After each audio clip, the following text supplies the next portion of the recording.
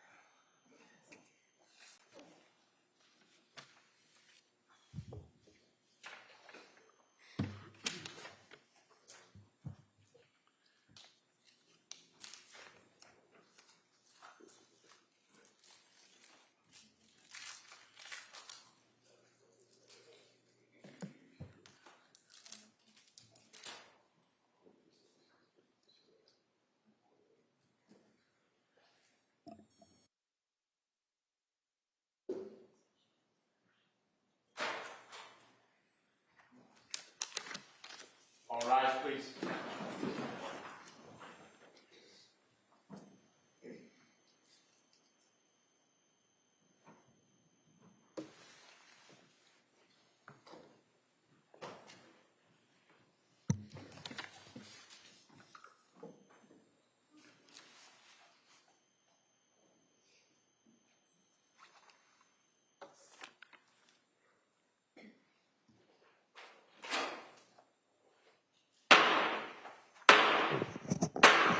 Hey, all persons having anything to do before the Honorable William Sullivan, Justice of the Superior Court, now sitting in Plymouth, within and for the Commonwealth of Massachusetts. This court is now in session. Please be seated. Good morning, Your Honor. May I proceed? Please. Your Honor, before the court today, we have the continuation of the jury trial in the matter of Commonwealth versus Lindsay Clancy. Ms. Clancy is present. She is represented by Attorney Kevin Reddington. The Commonwealth is represented by Assistant District Attorney Jennifer Sprague and Assistant District Attorney Shannon Buckingham. Well, good morning, everyone. Nice to see everyone. I hope everybody had a chance to kind of rest up a little bit and come back here, and we're going to get right back to the trial. So I want to do first, ask you those questions since we had a long break, and then talk a little bit about the schedule and kind of today's schedule and kind of where we go from here. So first question, as you know, has any member of the jury read, seen, heard, or overheard anything from any source about any aspect of this case that would affect your ability to be a fair and impartial juror? All right. Next question, is there any other serious matter or concern bearing on your service as a juror in this case that anybody needs to bring to my attention at this time? Again, thank you so much for following those instructions. Today's schedule is that it may be kind of a little bit stop and start. Okay, so kind of bear with us on that. Might be a couple times you got to take a break just after a short amount of time, and then we'll bring you back in. It's just the nature of cases at this point. It's anticipated that the Commonwealth will close their portion of the evidence today. All right. Then at that point, the defendant has the opportunity, if they want to present witnesses and evidence if they want to. But remember, they don't have to. The burden of proof is always on the Commonwealth. All right. If the defendant offers evidence, then the Commonwealth is then given the opportunity to offer rebuttal evidence. All right. And so that's kind of the next phase that we're about to go into after the Commonwealth rests. And I'll go into a little bit more kind of how that goes, but I just kind of wanted you to kind of see where we are and where everything's going to fit procedurally as we go forward from here. So with that, we're going to return to the Commonwealth's case, and Attorney Sprague. Thank you, Your Honor. Commonwealth calls Ian Whiffen.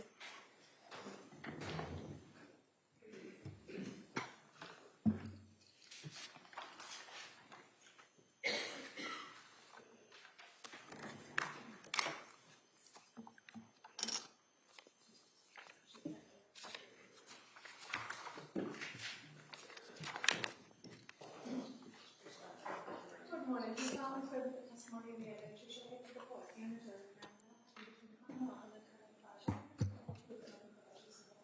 I would rather if I do. Thank you. Thank you. All right. Good morning, sir. Good morning. All right. Attorney Sprague, please. Thank you. Good morning. Can you please state and spell your name for the record? Yes, it's Ian Whiffen. IANWHIFFIN.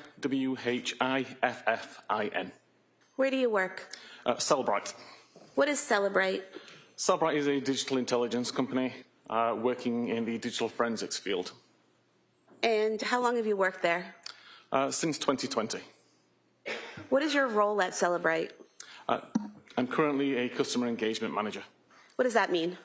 I work with customers, helping users of our tools to understand the digital evidence that they're finding and presenting. And what does digital evidence consist of?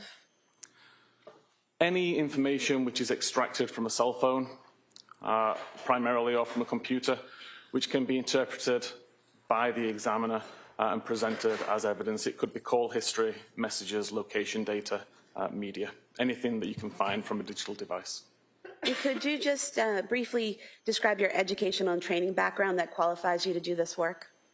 Yeah, I've worked in IT for many years.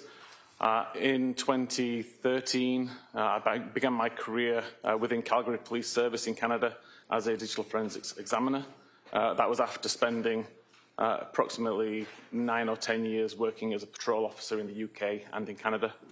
As part of my role as a digital forensics examiner within the Calgary Police, I went on numerous training courses. The Canadian Police College, they did an introductory course into digital forensics, and then further courses focusing on mobile data provided by some vendors, such as Blacklight or Cellbrite at the time, as well as further courses presented by the Canadian Police College, specifically about cell phones. And Cellbrite, the software produced by Cellbrite, is that software used to extract and analyze data from cell phones and computers? Yes, there are several tools within our catalog. One of them is designed to extract as much data as possible from a cell phone. And then one of the other tools is designed to take that extracted data, decode it, decrypt it, make sense of it, and provide it to the user in a way which can be searched, filtered, organized, reported, and presented. Does Cellbrite's ability to access cell phone data continually change based on improvements that are done to the phones themselves? Yes, there's constantly changes being made to devices which make it difficult to extract the data. There are changes being made to the software that means that the data that we extract is now different to the data that we extracted previously. A new feature, for example, or a change that's made by the software developer. So we're constantly changing our software to be able to extract that data and to decode more data. Were you asked to locate Apple Health data and other information that could be relevant to the investigation of an incident that occurred at 47 Summer Street in Duxbury on January 24th, 2023? I was, yes. And what is Apple Health data? Apple Health is a component of the iOS operating system which logs sensor data from multiple locations. So there's sensors built within an iPhone that monitor steps taken, flights climbed, for example, as well as third-party devices, Apple Watches, Fitbits, any other device like that. All the information is brought into the Apple Health application, aggregated, and made available for the user to see. Roughly how many phone extractions have you done? Since around 2013, well over 1,000 phones. And how many times have you done analysis on phone extractions? The analysis is part and parcel. So of those 1,000 phones or so which I've extracted, I've done analysis on all of those phones as well. And then you've also done analysis on extractions, like in this case where someone else did the extraction and provided the information to you and you did the analysis? Correct, yeah. Whenever I'm helping customers or users of our tools, they may provide me with the extracted data. So the data which I'm analyzing is more than the devices I've extracted. And have you testified previously in courts about what you've done in terms of extracting and analyzing information? Yes, I've testified in multiple courts around the world, approximately 28 times. Now, you received a copy of the extraction for Lindsay Clancy's iPhone 13, correct? Correct. And when you received that extraction, did you also want to know all the specific information about the case and the investigation? Typically, when I'm working a case, I don't want to know a lot of detail. I'd rather come to my own conclusions based on the data that I'm viewing rather than note the intricacies of the case. All I require is an outline, the date that something happened, the time, who was involved, basic information. And in terms of the extraction that was done on Lindsay Clancy's iPhone, that extraction, what type of extraction was it? That's what's called a full file system extraction. It's essentially all of the data which is being extracted from the device that is still live. And did you use specific tools to conduct your analysis? Yes, there's the Cellbrite physical analyzer tool created by Cellbrite, and also my own tooling applications I've been working on for several years. So you've actually made your own tools that allow you to examine phone extractions? Correct. There's some tools that I've been working on since prior to joining Cellbrite, tools that as an examiner I decided that I needed to create for myself and make available to others. And I still use those tools to this day. And these tools that you used, are those the tools that allow you to examine and categorize the information, the data that you find in the extraction? Yes, the primary point of the tool is to go into the data, decode it, provide it in a way which is easy to filter and search, but also additional tools there that allow you to dig into the data and look at the raw information, the databases, the files, all of the raw information, which is what our tools initially decode. And did you focus in on a particular time frame when looking at the data on the defendant's iPhone? Primarily, I knew that the date of the incident was 24th of January 2023, so that was the main focus of my analysis. But some of the data I was aware could be from further afield than that, so I took a look of, I think it was around 3 weeks before that, so early January to late January. Were you able to look at the health data on January 24th, 2023 that was in the defendant's phone extraction? I was, yes. And what is health data? And how does it show up on a phone?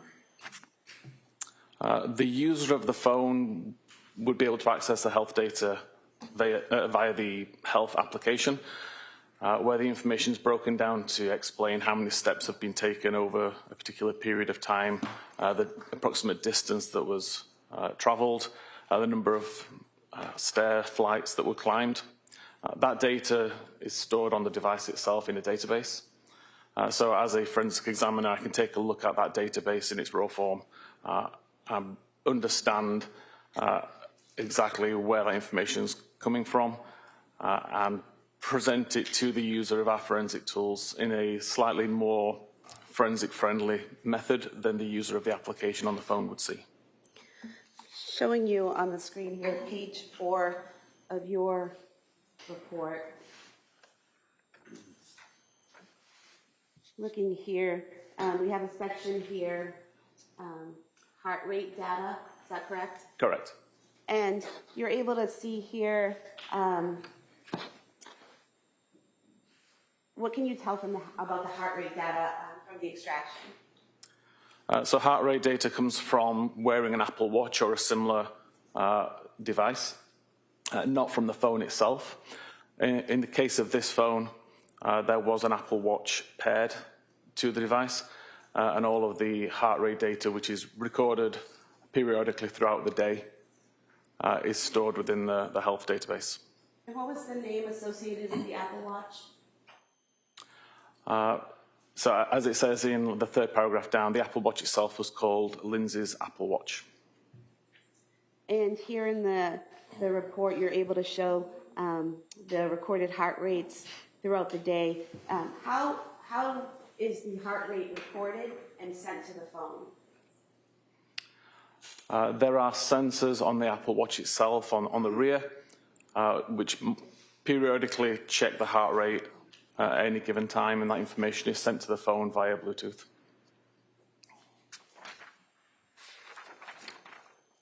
And are you aware of how often an iWatch will record the data and report it to an iPhone? The actual cadence at which the watch is checking would depend on what the user's doing. So if you were in the middle of a workout, it would be a lot more consistent than just periodically throughout the day. And I actually don't know how often it is throughout the day. If you're not doing any particular workout, there doesn't seem to be a set cadence. Every device I've looked at, it's slightly different. I'm showing you page 5 of your report, this database of the heart rates. For example, on several locations, there'll be a heart rate report, maybe a few seconds in between them, and others there's 7 or 8 minutes in between the heart rate report. Is that what you're talking about, how it varies depending on what you're doing at that point in time? Yes, this is typical from what you see when you look at the database. The timestamps are never consistently at a recognizable cadence. And the highlights in green, what do those represent? So I actually tried to just highlight some of the high points for the day. I realized a few days ago while reviewing this, there was records there that show a high of 123 and 122, which I had not highlighted. And that's right there, right below, right Correct. around 1146. Yes. And what was the last time a heart rate was reported from the watch to the defendant's phone? So the last heart rate recorded was at 17:23:52, so 23 minutes past 5 in the afternoon, with a heart rate of 57 beats per minute. What was the average heart rate for the day for the defendant's phone? There was a range of heart rates going between as low as, I believe, around 50 and as high as around 122. On average, it was around high 80s, early 90s. And so at 5:23 p.m., the last recording of her heart rate was 57? Correct.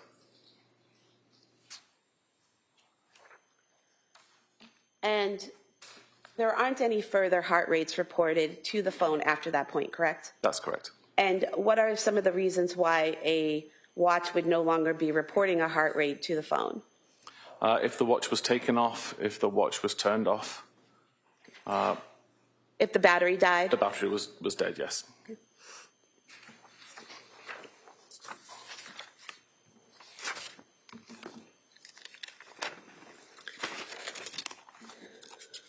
You also mentioned flight climb data. What is that?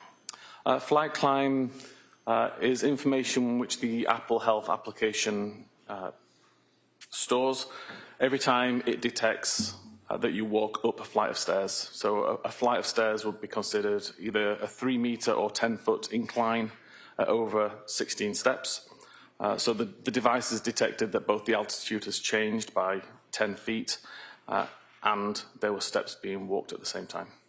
So there's two factors being considered there: the steps that your watch monitors as you walk, and then the altitude. Is that correct? That's correct. And what is it? Is it GPS or something that's keeping track of your altitude?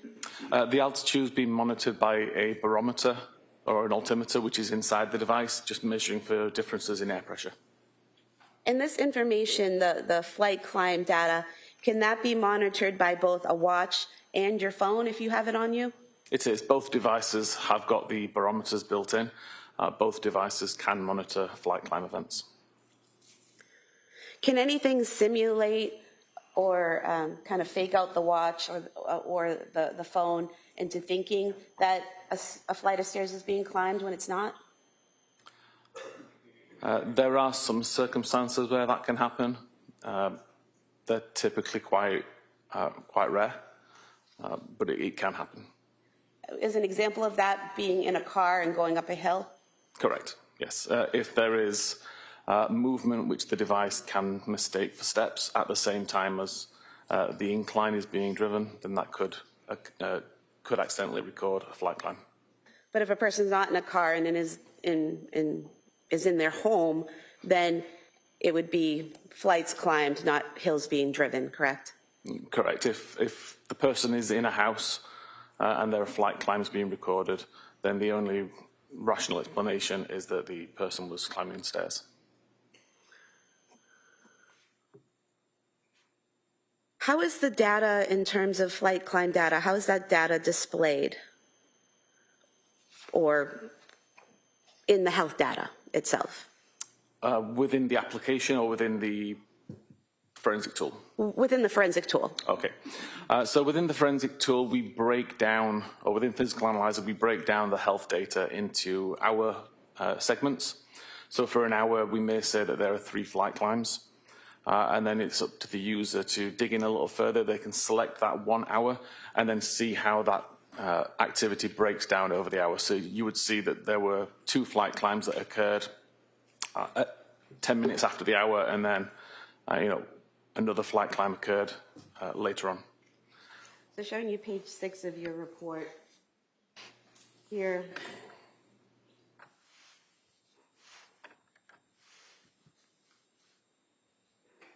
The top box here, is that showing the general hour data where 3 flights have been climbed?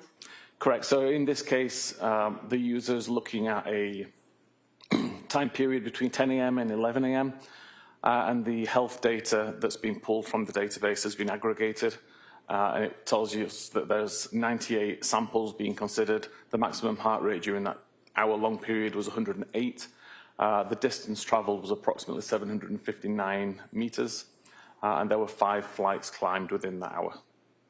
And then below that, you break that down a little further, correct? Correct. So this is further down the screen in the interface, where we can see actual time of 10:17:27, where there's 2 flights climbed.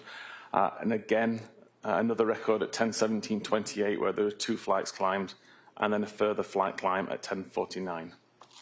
And then going down to the bottom here, this table, what are we seeing here in this table?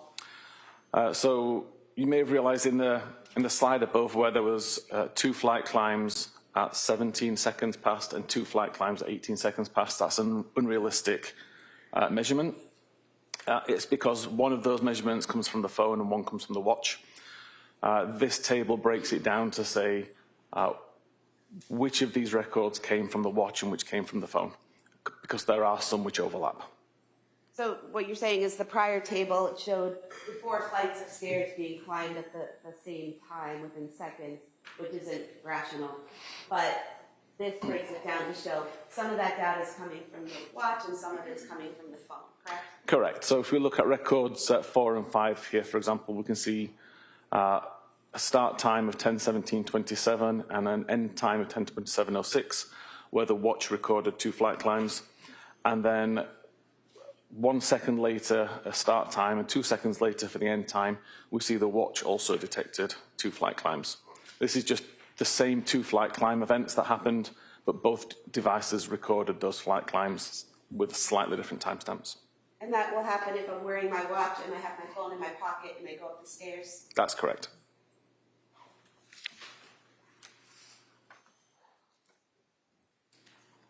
Did you do something to compare these times and make a table where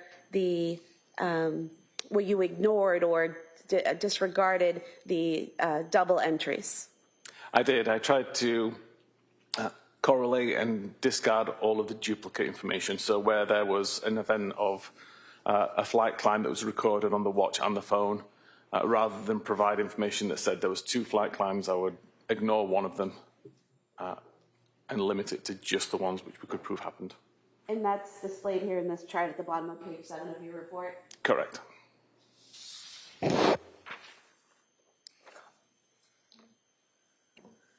Going to page 8 of your report, we have here at the top of page 8, does that show the last flight climbs recorded on either the defendant's phone or watch? It does. It shows that there was additional flight climb events logged by the phone, which were not logged by the watch, at 17:03 and 17:33. So these records indicate that at 5:03 p.m., the defendant's iPhone was with the person as it went up the stairs, and then at 5:33 p.m., the iPhone was with the person as it went up the 2 flights of stairs. Correct. And there's a time difference there. The start time is 5:33 p.m. and the end time is 5:38 p.m. For 2 flights of stairs. So that's roughly 5 minutes in between the two flights. Is there a way to explain that length of time? The way the Apple Health data records this information, aggregates it, it tries to group events together. So in this case, it would have recognized that there was a flight climb on the phone at around 17:33:34 and a second one at around 17:38:33, and it just grouped them both into one event. It doesn't mean that it took 5 minutes to walk up 2 flights of stairs. It's just within that 5-minute period, there were 2 flight climbs. So if I have my phone in my pocket and I climb up a flight of stairs and then I spend a few minutes on that floor, and then still with my phone in my pocket go up another flight of stairs, that's representative of what we're seeing here at 5:33?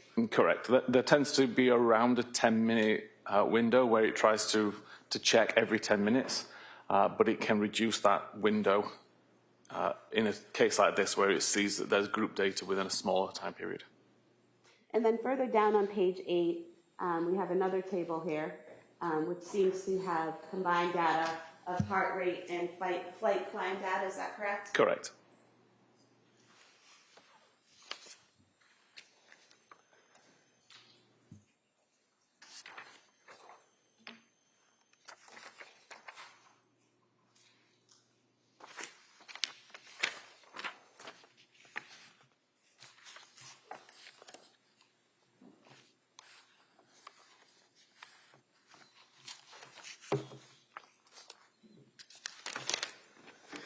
Did you also look at web usage on the extraction of the defendant's phone?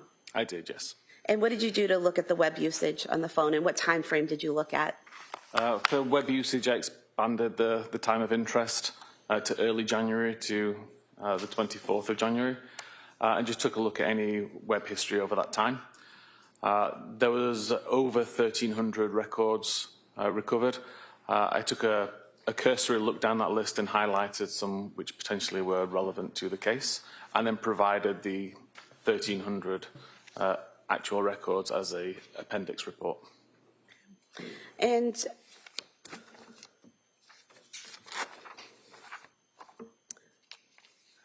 going to page 12 of your report,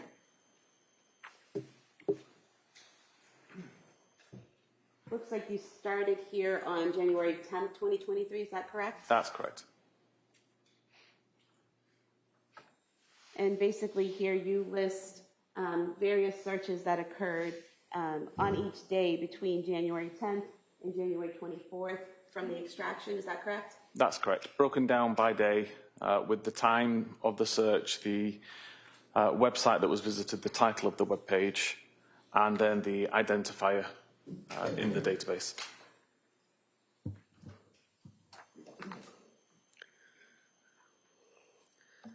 And looking at these searches, on January 12th, 2023, at 19:48, so that would be 7:48 p.m., is that correct? Correct. There was a search. In the title it says, "How quickly does Wellbutrin work for depression?" Is that the title? Is that what the user is putting into the search? If I could see the search, please. I'll zoom in on that.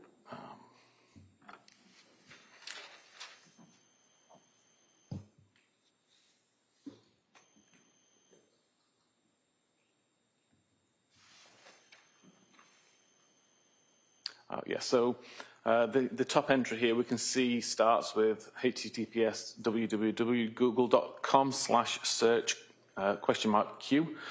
The text after the Q, how quickly does Wellbutrin work, is what the user searched. Typically that is exactly as the user typed it, assuming that there are no auto-completions in place. In this particular case, it appears it was searched using Safari, so there's no auto-completion. That is essentially what the user typed in. And then the title, how quickly does Wellbutrin, I can't say that word, I'm afraid. Wellbutrin, thank you. Work for depression, Google search, is the title of the page which Google assigns. So where it says after the Q, how plus, quickly plus, does plus, the user's not putting in those pluses, correct? Is that, what were you calling those? So that's part of the attribute. It's how the data is encoded in a URL or in a web search. You can't have spaces within this address string, so they replace the spaces with the plus symbol. So I type in how quickly does, and the computer adds the pluses in the space marks? Yes, it's URL encoding to make it safe for the browser. And then at 7:49, there's a search for Lamictal for depression. Yes, and depression spelled with a B at the end instead of an N, which demonstrates that this is what the user typed in rather than a page that was being visited. And then a few minutes later at 7:55 p.m., the user typed in Ellaville for depression, correct? Correct.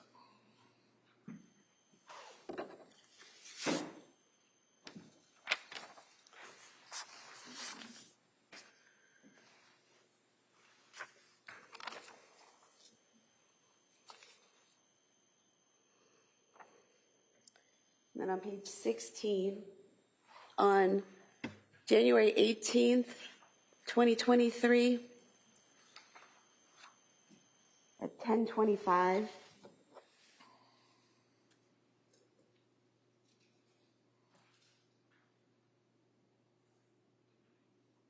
we have a search there, ketamine for suicidal ideation, is that correct? Correct.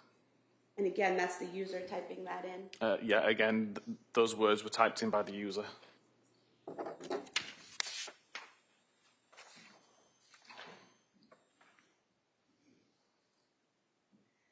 And then on January 19th, 2023, on page 17 of your report,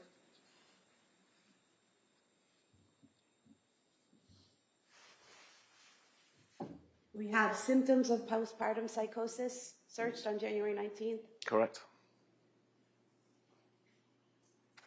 And again, so we're looking at, this is AM, correct? 9:24 AM that was searched? Yes, the morning.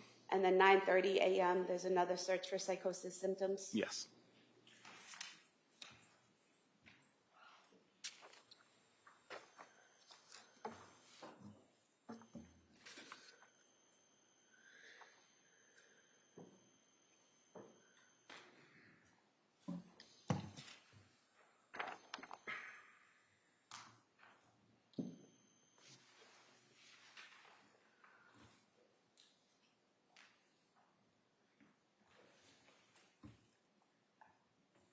Going back to that same page, page 17, at the bottom for January 24th, we have here searches for Kids Miralax at 4:02 p.m.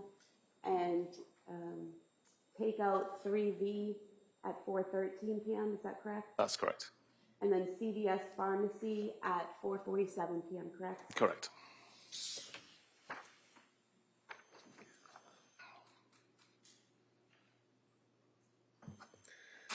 There was also an Apple note that you found in the records, correct? That was. The Apple note, in your report, it says it was created on December 22nd, 2022 at 10:23 a.m. Strike that, and then modified at 10:23 a.m. on January 23rd, 2023, correct? Correct. And are you able to tell what in the note was modified? No, there's no real auditable log to look back and see how many times it's been modified over the course of its life. I was able to do some amount of recovery to see that on the day it was created, it started in a very similar way to as it's written on the 24th or 23rd of January, but the exact changes between when it first was created and the last time it was modified, we don't know. And then you also looked at messages, correct? Correct. And were you able to compile the messages that were sent and received between the defendant and her mother and the defendant and her husband on January 24th, 2023? I did, yes. And were you able to arrange it using the tools that you use in a way that looks like you might see it on your phone? Yeah, I tried to prepare it in a report which would be easy for any viewer to understand. based on their own usage of text messaging. So showing you page 19 of your report, what we have here is an enlarged version of what you might see on your phone, correct? Correct. And so is this in blue, is this Lindsay's phone? It is. The messages in blue on the right would be outgoing. The messages in grey on the left would be incoming. And so we have a photo being sent out from Lindsay's phone to her mother, and then a reply coming back, and that pattern goes on and on, correct? Correct.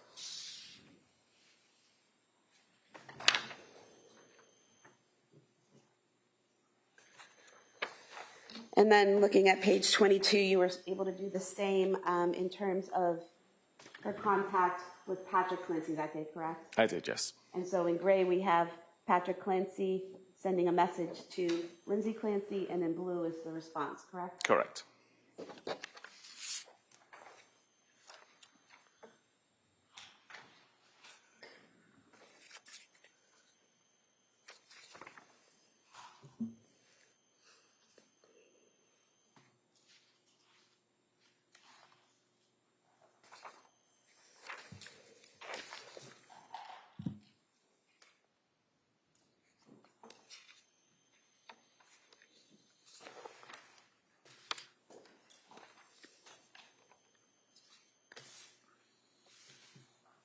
Were you, were you also able to look at the phone calls that occurred either incoming or outgoing to the defendant's phone on January 24th, 2023? I did, yes.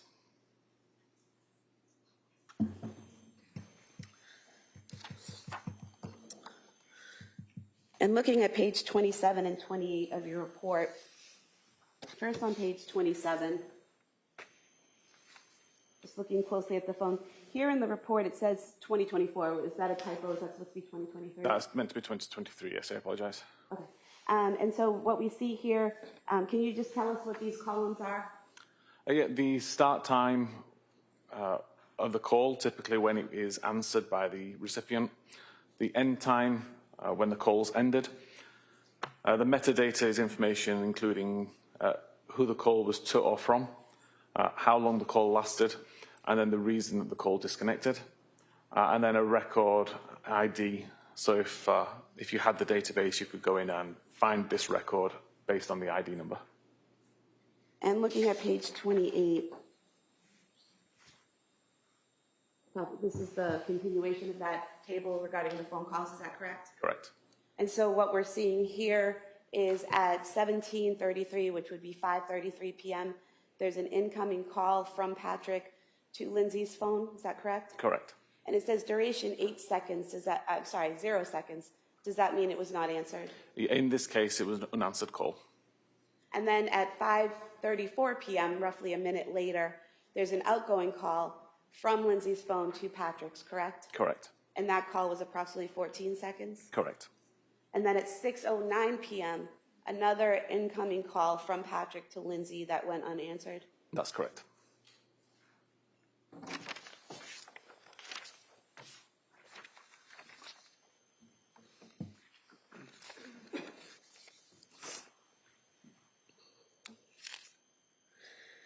Now, you also, in a section you called media, you have some photographs that were taken from the phone with some metadata included, correct? Correct. What is metadata? Metadata is information about that photograph. It could be the device that captured it, the time that it was captured, the location, information about the lens, the lighting, etc. And so looking at page 29 of your report, just for an example, what we have here are 3 photographs, correct? Correct. And the metadata for the first one shows captured at South Shore Medical Center, is that correct? Correct. How were you able to determine that's where that photograph was taken? The metadata of the photo included the latitude and longitude where the image was captured. I took that latitude and longitude and looked on Google Maps to see a physical address. In this case, it came down to the South Shore Medical Center. And then the third photo here, that shows captured at the home address on Summer Street, is that correct? Correct.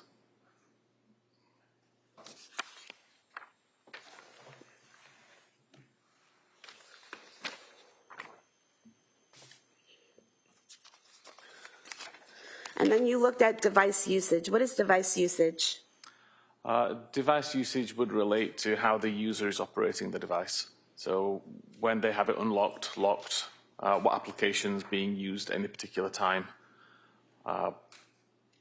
Essentially anything which is not a message or a phone call or results in additional data like that. And looking at page 32 of your report, in that device usage log, it shows that the last time the device usage was logged was at 5:13 p.m., correct? So this table relates just to the locking and the unlocking of the device. So the last time the device was unlocked was at 17:13:16. The device was locked again around 2 minutes later at 17:15:12, and the device was not unlocked again. And so where the device was not unlocked again after 5:16 p.m., but we have a phone call being made at 5:34 p.m., how does that happen? There is a setting within iPhones that allow you to use a locked device to call back numbers for missed calls. So in this case, Lindsay had the missed phone call. That would have shown on screen as a notification as a missed call. And without unlocking the device, you're able to call that person back.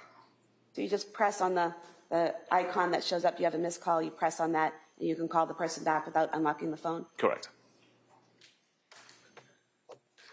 And then what is application focus? Application focus is literally the application which is visible on screen at any given time. And at 4:13 p.m., 16:13, on January 24th, you've highlighted it in green here. What are we seeing there? At 16:13:23 until 16:14:50, the Apple Maps application was being used, visible on screen.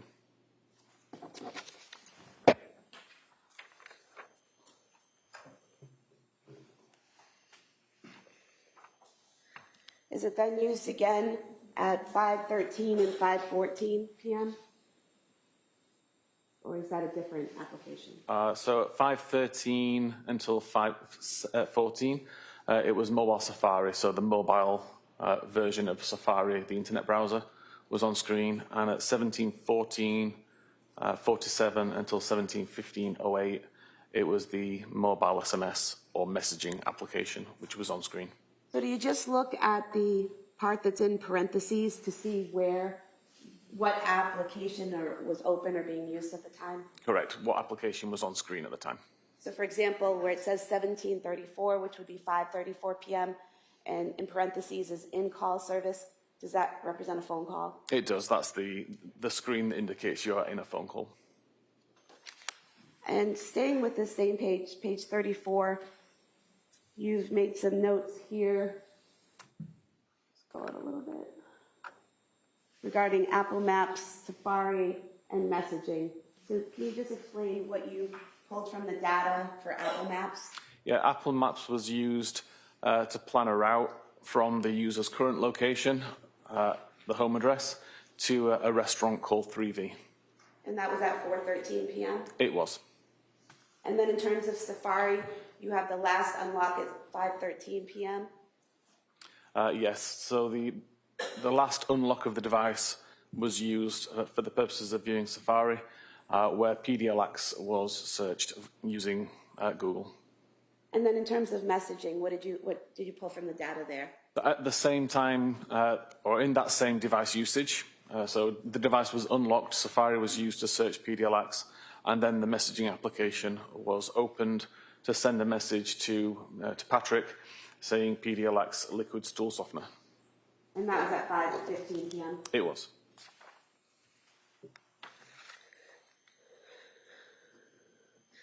And then did you create a timeline combining all the data that we've talked about into one timeline? I did, yes.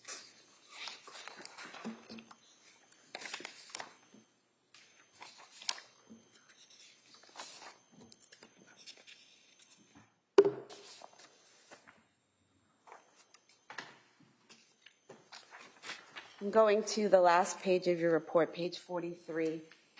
Is this the last page of the timeline? It is, yes.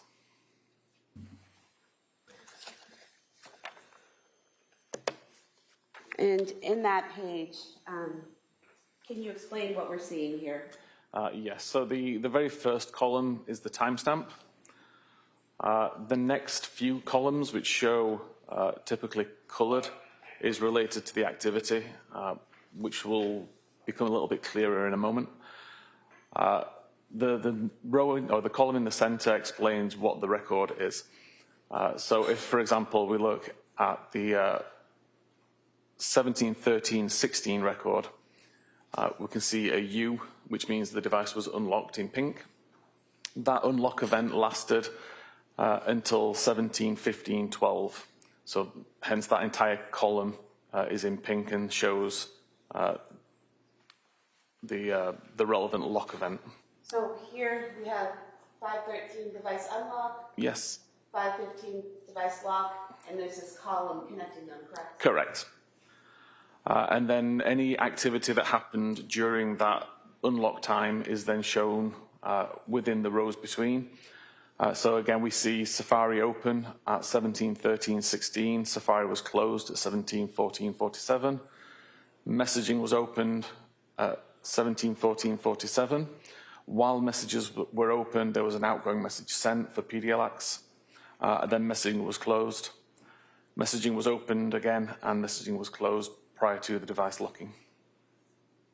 So everything in the coloured columns tries to show all of the events that happened at the same time or during that parent event. And what we have here at 5:33 p.m., we have the flight climb started, is that correct? Correct. And flight climb ended at 5:38, so Yes. that line again connecting them? Correct. So 2 flight climbs occurred during that time period. And in between when the flight climb started and the flight climb ended, you have the 2 calls, the incoming call that was missed from Patrick and then the outgoing call to Patrick, correct? Correct. So the first flight climbed had already been started. Someone had already started climbing up a flight of stairs when that first unanswered call happened, correct? So flight climb started is how it's listed within the database and within the software. But it actually, the flight climb time is when the flight climb has been recognized by the device as the device has already climbed up those stairs. So even though it says flight climb started, that's technically the time that the flight climb or the first flight climb had ended. So where it says 5:33:34 flight climb started, that actually indicates the person has gone up that first flight of stairs already. Yes, that indicates the phone has now realized I'm 3 meters higher than I was the last time I checked. Therefore, a flight climb has already been completed at that point. And then the calls happen, and then the phone realizes at 5:38 that another flight has been climbed. Correct.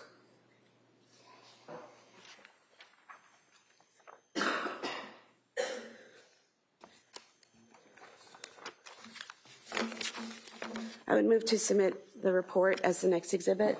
No objection. All right, that report may be admitted.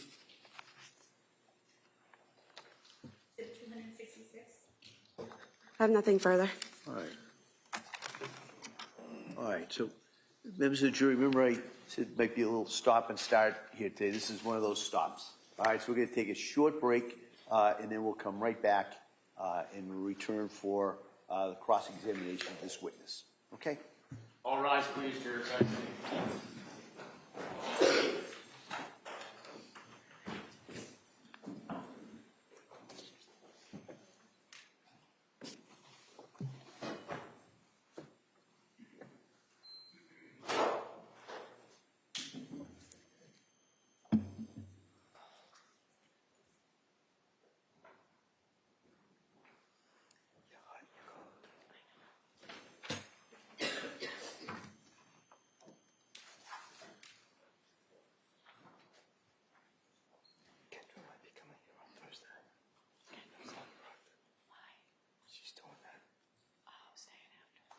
Jurors have exited the quorum.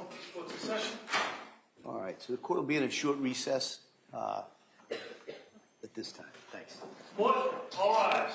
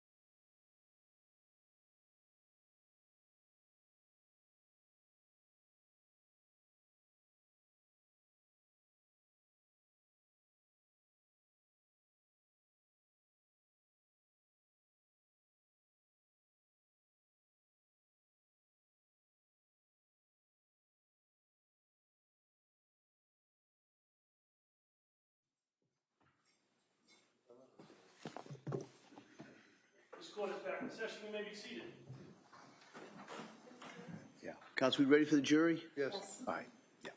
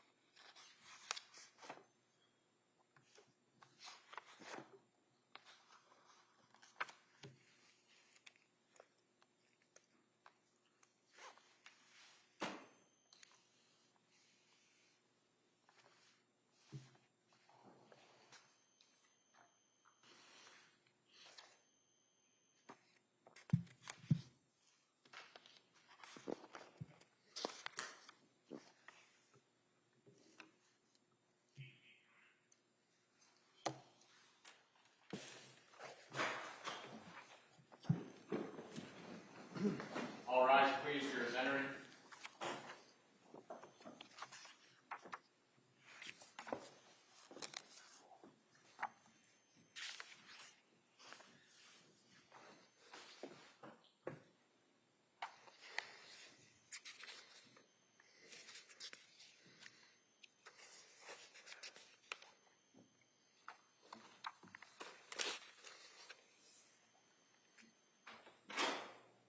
Court is back in session. You may be seated.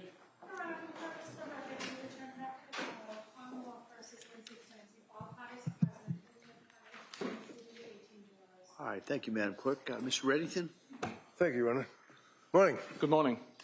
Mr. Whiffen, just a couple of things. One of the takeaways or question that I had is that you were talking about, in reference to the Apple Health data, fair to say that there's an issue as to the accuracy or reliability of the Apple Health data.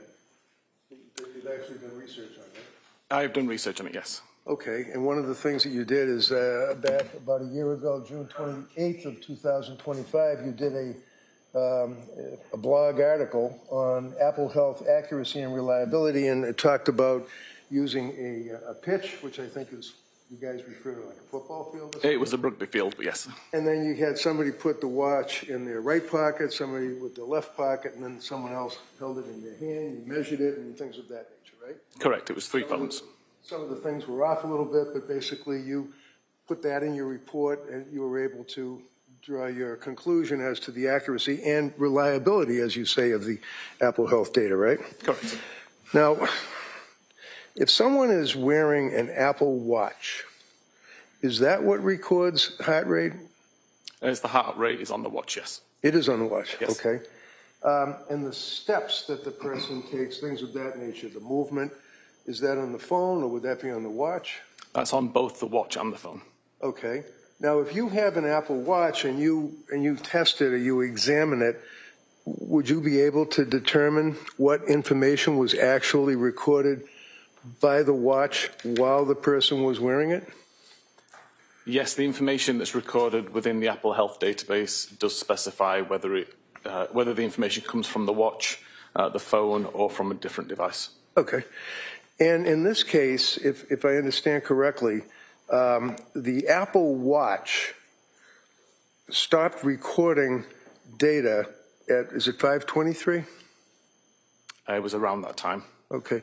You know what? I'm going to give you your report. Feel free to just refresh your memory or look at it or whatever helps you out. Thank you. Yep, no problem. I just want to get the times down.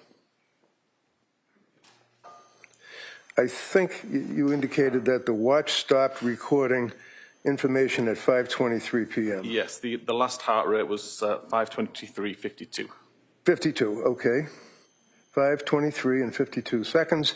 And then I believe the phone and watch stopped recording at 5:38, was it? The last usage of the, let me double check this. I believe the last usage of the phone to record flight climb data was at 5:38, yes. All right, and after 5:38, it's pretty much blackout. There's no further information or recording, right? Yes, not until like the phone was seized by police, I believe. By the But police. there's other activity, but appeared to be after the incident. So the further activity would have been the following morning on the 25th of January, say around 5:30, 6 o'clock in the morning? I ended my analysis on the 24th. Okay. Well, so 5:23 p.m., the watch stops recording information. 5:38 p.m., both the watch and the phone stopped recording any information until the police picked up the phone apparently the following day, right? Again, there would have been activity later on, but it wasn't usage, it wasn't health data. It would have been things like incoming calls, if Okay, there so were any. when you went through the stair climbing and talked about the steps that were taken, the distance that was taken, that stopped at 5:38 p.m., right? Correct. Now, you don't know, when I say you, I mean as a witness, but also the police, whoever was wearing the watch, for example, if Lindsay's wearing the watch or carrying the phone, after 5:38, you don't know what was happening at 5:39. Correct. You don't know what was happening at 5:40, 5:45, right? Correct. Right up till 5:58, 6 o'clock p.m., right? Purely the data on the device. So it could have been, the phone could have been put down, the watch could have been put down, battery died, whatever those issues could be, and the person would still be going down the stairs, going up the stairs, going in the backyard, doing push-ups, whatever. Correct. You just don't know, right? Yes. Okay. One of the things, you're familiar with the concept of location data, right? Correct. And location data, one of the things you looked at or you're aware of would be from Lindsay's phone on August 23rd of 2022. Is that correct?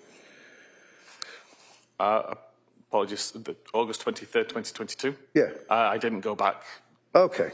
anywhere near that date. You have tested and written blogs, though, on location information, right? Correct. You actually testified in the case of Commonwealth versus Victor Arrington in Suffolk Superior Court in Boston in support of the accuracy of this particular artifact or information, right? Correct. So you're a true believer that the phone does in fact record accurately significant locations on the iPhone, right? It certainly can, yes. All right. And are you aware, or if I was to approach you in your expertise,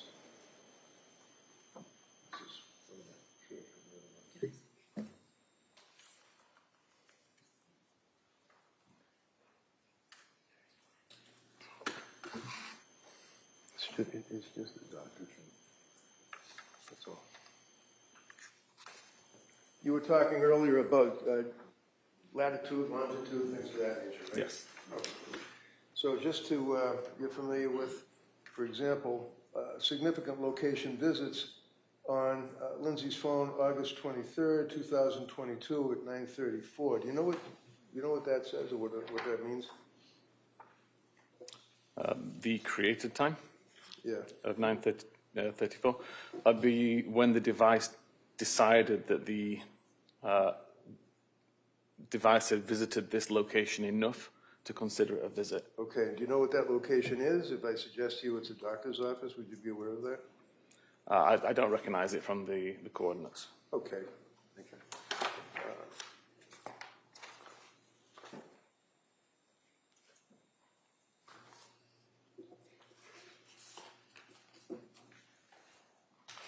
This here you're familiar with too as well, right? The geo data with the latitude and the longitude? Yes. And you're familiar with the fact that you can take the metadata off of the information on the cell phone, one of which would be latitude and longitude. You'd be able to determine, for example, that this would be the Lindsay Clancy home, correct? Yes, correct. You've seen this before, right? It rings a bell, yes. Okay. I'd offer this, Your Honor. Any objection? No objection. Okay, that may be admitted. Thank you. All right, thank you. Now, you have your report in front of you, right? Yes. And that's captioned Digital Forensic Report, and it's in evidence, so the jurors are going to be able to review it in its entirety, right? Yes. If I could direct your attention to page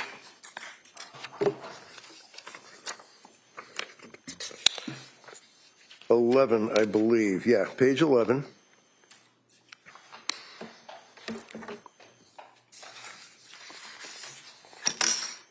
Okay? Yes. And just so the jurors are able to acclimate themselves to it, that would be this item here that you went through with the district attorney, right? As far as the searches, Google searches? I have a different page 11. Different page? That looks like this page 12. Oh, okay. Well, let me approach you with what is your digital forensic report, report number 1? Yes. Yeah, okay. Is this the same? So this is a revision. A revision? The revision submitted in February that just had a different record highlighted. Yeah, okay, so basically there's no big deal difference, right? Correct. Okay, so we can go by, you have the revised and I have the old. Can you look at January 10th on the Google search, for example? I can. You have it? Yes, sir. So looking at January 10th of 2023, just read along with me, and the jurors again would be able to look at this in the jury room. Prescription information at, it says 14:55. What does that mean? 12:14 in the morning? 14 a.m., yes. All right. And then 19:11, which would be at 7:11 in the morning? 7:11 p.m. Oh, PM, okay. Trazodone and Benadryl goes on about an hour later. Trazodone headache, Google search goes on. Trazodone and ibuprofen goes on. Trazodone and Tylenol goes on to 2032, which would be 8:32 p.m. Trazodone and Tylenol interactions, right? Correct. Fair to say that these are things that Lindsay Googled on her cell phone. That's what this document refers to, right? Somebody used this cell phone to Google it, yes. Oh, you don't know who was actually using it, but this is Exactly. Lindsay's cell phone. Yes. You're aware of that. Just if we jump ahead, looking at all of these various Google searches, follow with me on, let's say, randomly, let's say, page 13, 1948, which would be 17:48 p.m., I guess. You with me on that? Yes, 1948? Yeah. Yes. How quickly does Wellbutrin work for depression? That's what was Googled, right? Correct. Followed by Lamictal for depression, Elavil for depression, how to tell if you're sleep deprived, ketamine for suicidal ideation, right? Correct. These are all searches that were done on Lindsay's cell phone. On that particular date, chronologically, would have been the 12th of January, right? Correct. Now, without boring everybody, it goes on and on and on with searches along those lines. Suicidal ideation, drugs, trazodone, mixtures, things of that nature, right? It does. Page 17, if you have it, would be the Apple Note counsel asked you about. Yes. Okay. Now, if I suggest to you, sir, that this is the Apple Note, I believe a previous witness may have read this to the jury, so they will have this in the room to read. But basically, this is the note that says, I was the healthiest, happiest mom. I worked out every morning, meditated, took care of myself, and basically my life has turned to crap, right? Correct. So what was modified in this?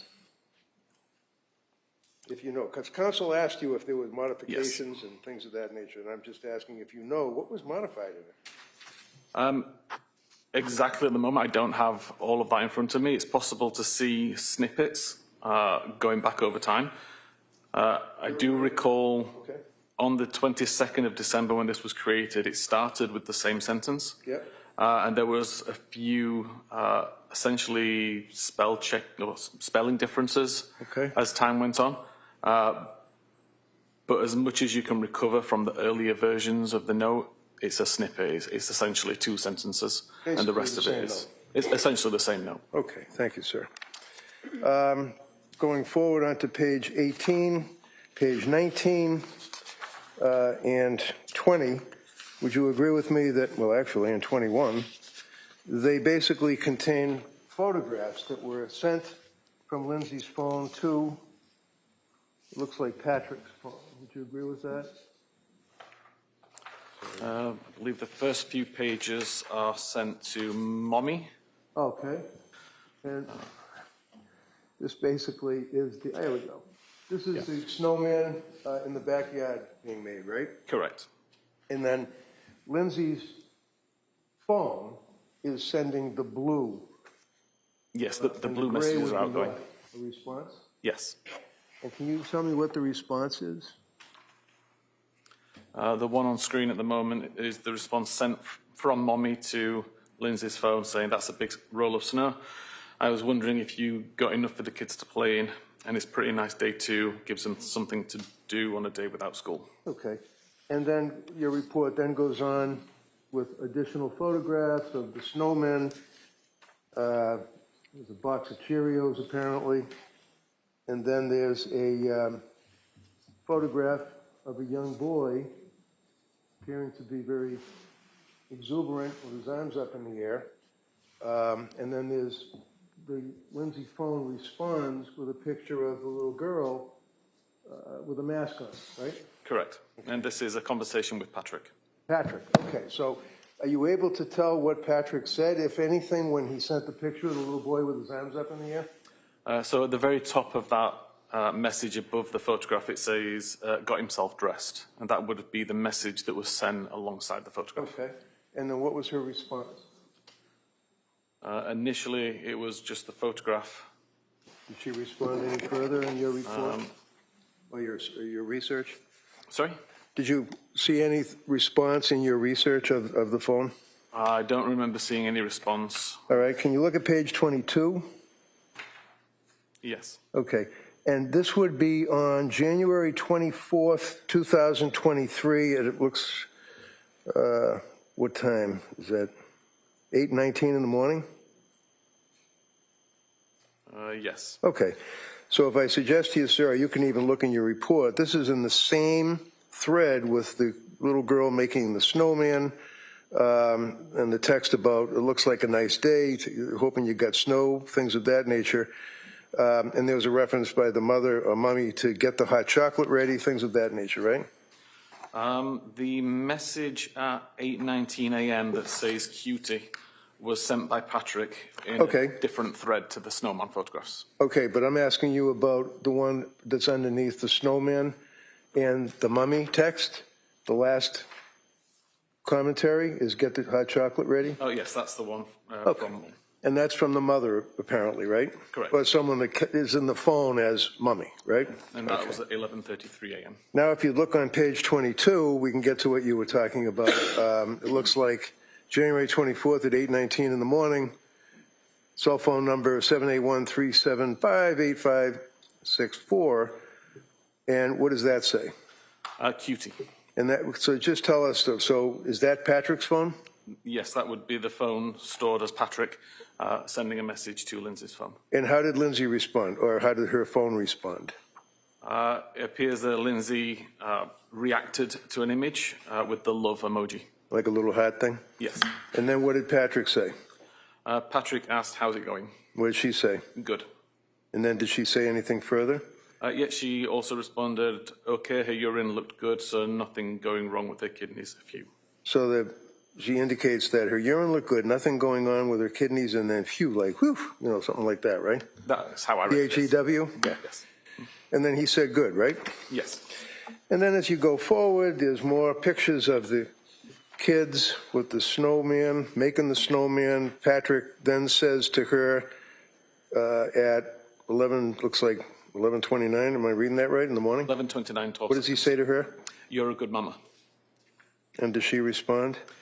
She responds with an emoji, which is the face covered in hearts. The face with the hearts? And then they go back and forth with each other up until getting the menu and asking what you want for takeout and things of that nature, right? Correct. Page 25, just in case you were looking. All right. Can you look at page 28 for me? And page 29, I can hold them up. Basically, they basically are just a continuation of photographs, little thumbnails of the kids doing snowman and sitting in the doctor's office, right? Correct. Okay.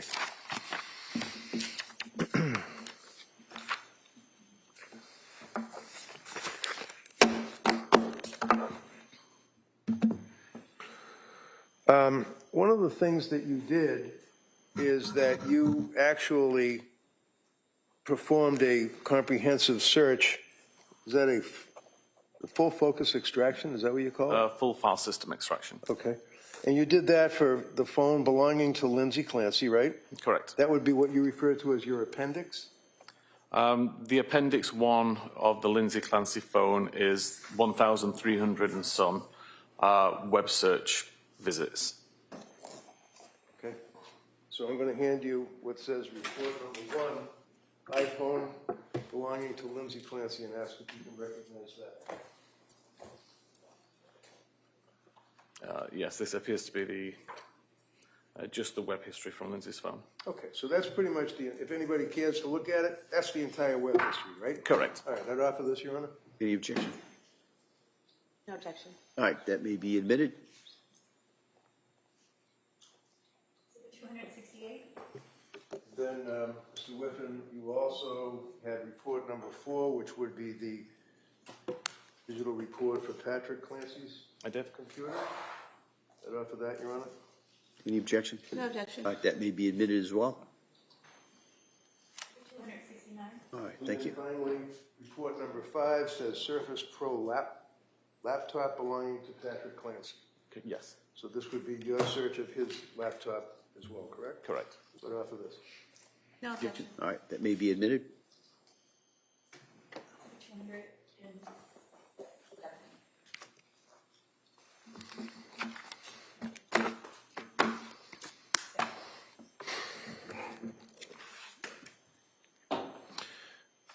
Approaching you with an item, sir, I'm just going to...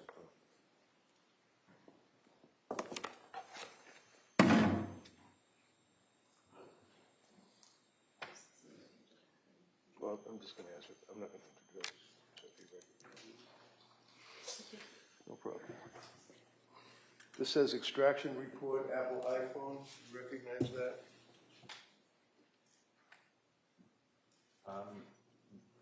Yes, I didn't create it, but I recognize the report. Okay, so that is a Celebrate report of the extraction of Lindsay's phone, correct? May I Yeah, you can take a page? look at whatever you want, yeah, of course. Yes, this is a report generated by Physical Analyzer, a Celebrate tool of the device. Okay. Now, if you look at the report, for example, just randomly on page, let's say, 9, bottom line, it says web history. I just grabbed that random. January 24th, 23, correct? Yes. And then you go to the right, and it says Lindsay's iPhone mobile library. Yes. Okay. And then it has the time that it was recorded, right? Yes. And what time would that be on that date, which is January 24th? It would be 9:35 local time in the morning. So if you jump ahead to January 25, 2023, let's say, is that 7 o'clock in the morning? Yes. Okay. And that says, what is it measuring at 7 o'clock in the morning on January 25? So this is for the hour of health data. So it's been aggregated and it shows that between 7 a.m. and 8 a.m. There was 47 meters traveled. Okay. And then it goes on and it talks about, again, 7 o'clock in some seconds, it talks about 134 distance traveled. Yes. Okay. And, for example, January 25 at 8 o'clock in the morning, it talks about distance traveled, steps counted, and distance would be 47 Yes. meters or feet. Meters. Okay. So is that information that is coming off of the cell phone, the Apple Watch, or what? That's coming from the watch and the phone and being displayed Right, as so- one amount of hold on. information. It's coming from the watch, right? The way that the data is presented there, it's coming from the watch or the phone. Okay. And the data's coming from Celebrate, right? Correct. And Celebrate is God's gift to cell phone searches, right? I like to think so. I mean, you work for them, and you're also a guy that created all of this stuff for them, pretty much, right? I've created some other tools, yes. If I tell you, sir, that January 25 at 8 o'clock in the morning, Lindsay Clancy was in a coma, laying in a bed with tubes coming out of her body and certainly not wearing her Apple Watch. How did that happen? Based purely on the report there, I'd suggest the data came from the phone rather than the watch. I just told you about the watch. Did you ever look at this watch? No, we can't actually pull data directly from the watch. We pull it from the phone. How do you look at a watch? We extract the data from the phone, which is synchronized to from the watch to the phone. Okay, so I'm handing you, is that an Apple Watch? It appears to be, yes. Okay. And if I suggest to you that this was found a number of days later in Lindsay's bedroom in a drawer that the police never seized, have you ever seen this before? I've never seen this before, no. How long have you been working on this case for the government? I started looking at this case in November last year. Okay, thank you. That's all I have, Judge.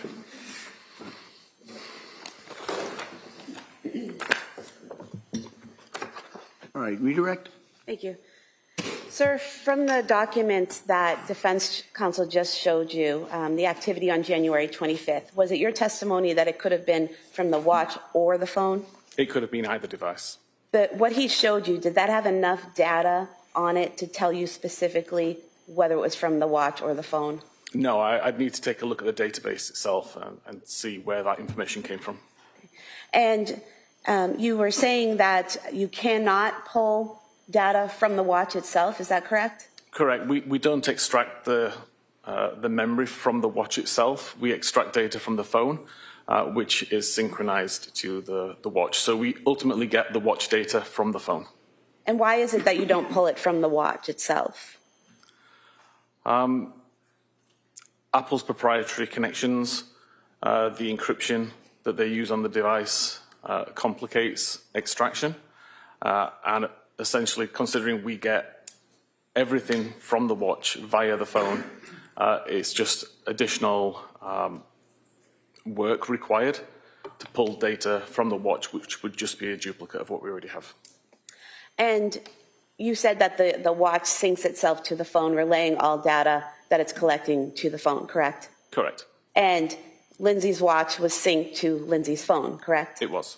And if you were able to look at the data from the dates defense counsel mentioned from the extraction itself, you would be able to tell whether the January 25th data was coming from the watch or the phone, correct? I would, yes. But you can't from what he showed you, correct? From the printout, no. I'd need the actual data. And if on January 25th the police have the phone, and they're bringing it to an evidence room, and then they're bringing it to storage room, is that going to show steps and distance traveled? Yeah, whenever the device is turned on, or whenever the phone is turned on, it will consistently record steps walked regardless of who's carrying it. It will consistently record flights climbed regardless of who's carrying it. And so if the watch is turned off in a drawer somewhere, the phone would be what's relaying, or not relaying, but the phone would be what's recording the distance traveled and the steps taken, not the watch, correct? That's the presumption, yeah. If the watch is turned off, it's not doing anything, any data would be from the phone. And earlier, defense counsel just put in some exhibits of your indexes for all the data that you looked at for the phone and the computers, correct? Correct. And those indexes, do they contain everything that was on the phone and everything that was on each computer that could be pulled from the phone or the computer? No, they were focused reports or focused searches. So for my reports, they were focused to essentially the internet history on those devices. The large Cellbrite report, again, I don't know who created that. I don't know what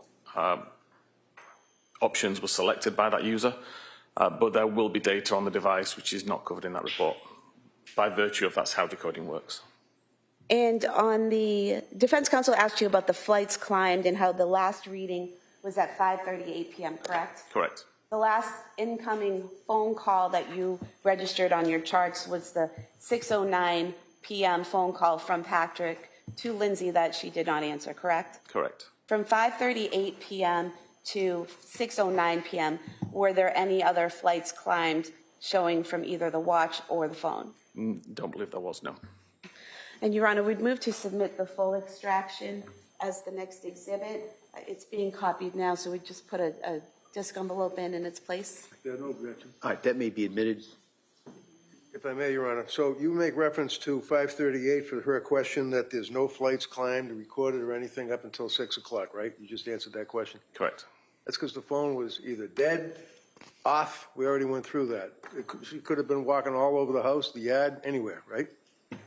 Yeah, the phone did not detect anything. I don't know why the phone didn't detect anything, whether it was So your answer is you Set don't know down. what, I don't mean to be rude, your answer is you don't know why, right? exactly. I don't know why it wouldn't Okay. record. And you did not report at all on the steps and distances, did you? I didn't know. Okay, thank you. Anything on that, Como? No. All right, thank you, sir. You may sit down. Thank you.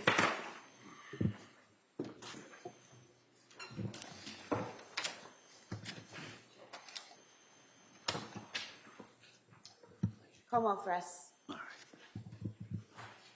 Oh, I'm sorry, Your Honor. There are some exhibits. I'm sick. I believe they're by agreement, Yeah, they were, I agree. All right, and then we would rest. all right. We have the Tewksbury Hospital records, 2 discs.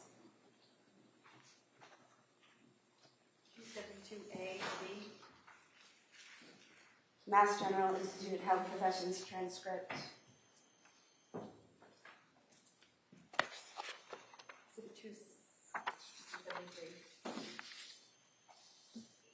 Quinnipiac transcript.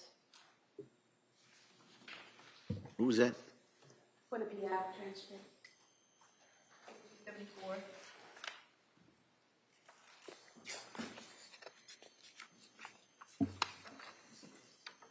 And then employment records from Mass General Hospital. 175.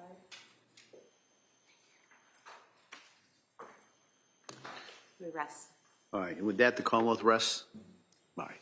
All right, so, members of the jury, as you heard from Attorney Sprague, the Commonwealth has rested. All right, so at this point, I've got to address some matters with the attorneys. So I'm going to, this is another one of those stops. We're going to take a stop at this point. Have you go back to the jury room. We'll address a few things with the attorneys, and then we'll bring you right back in. Okay? All rise, please, jurors. Thanks.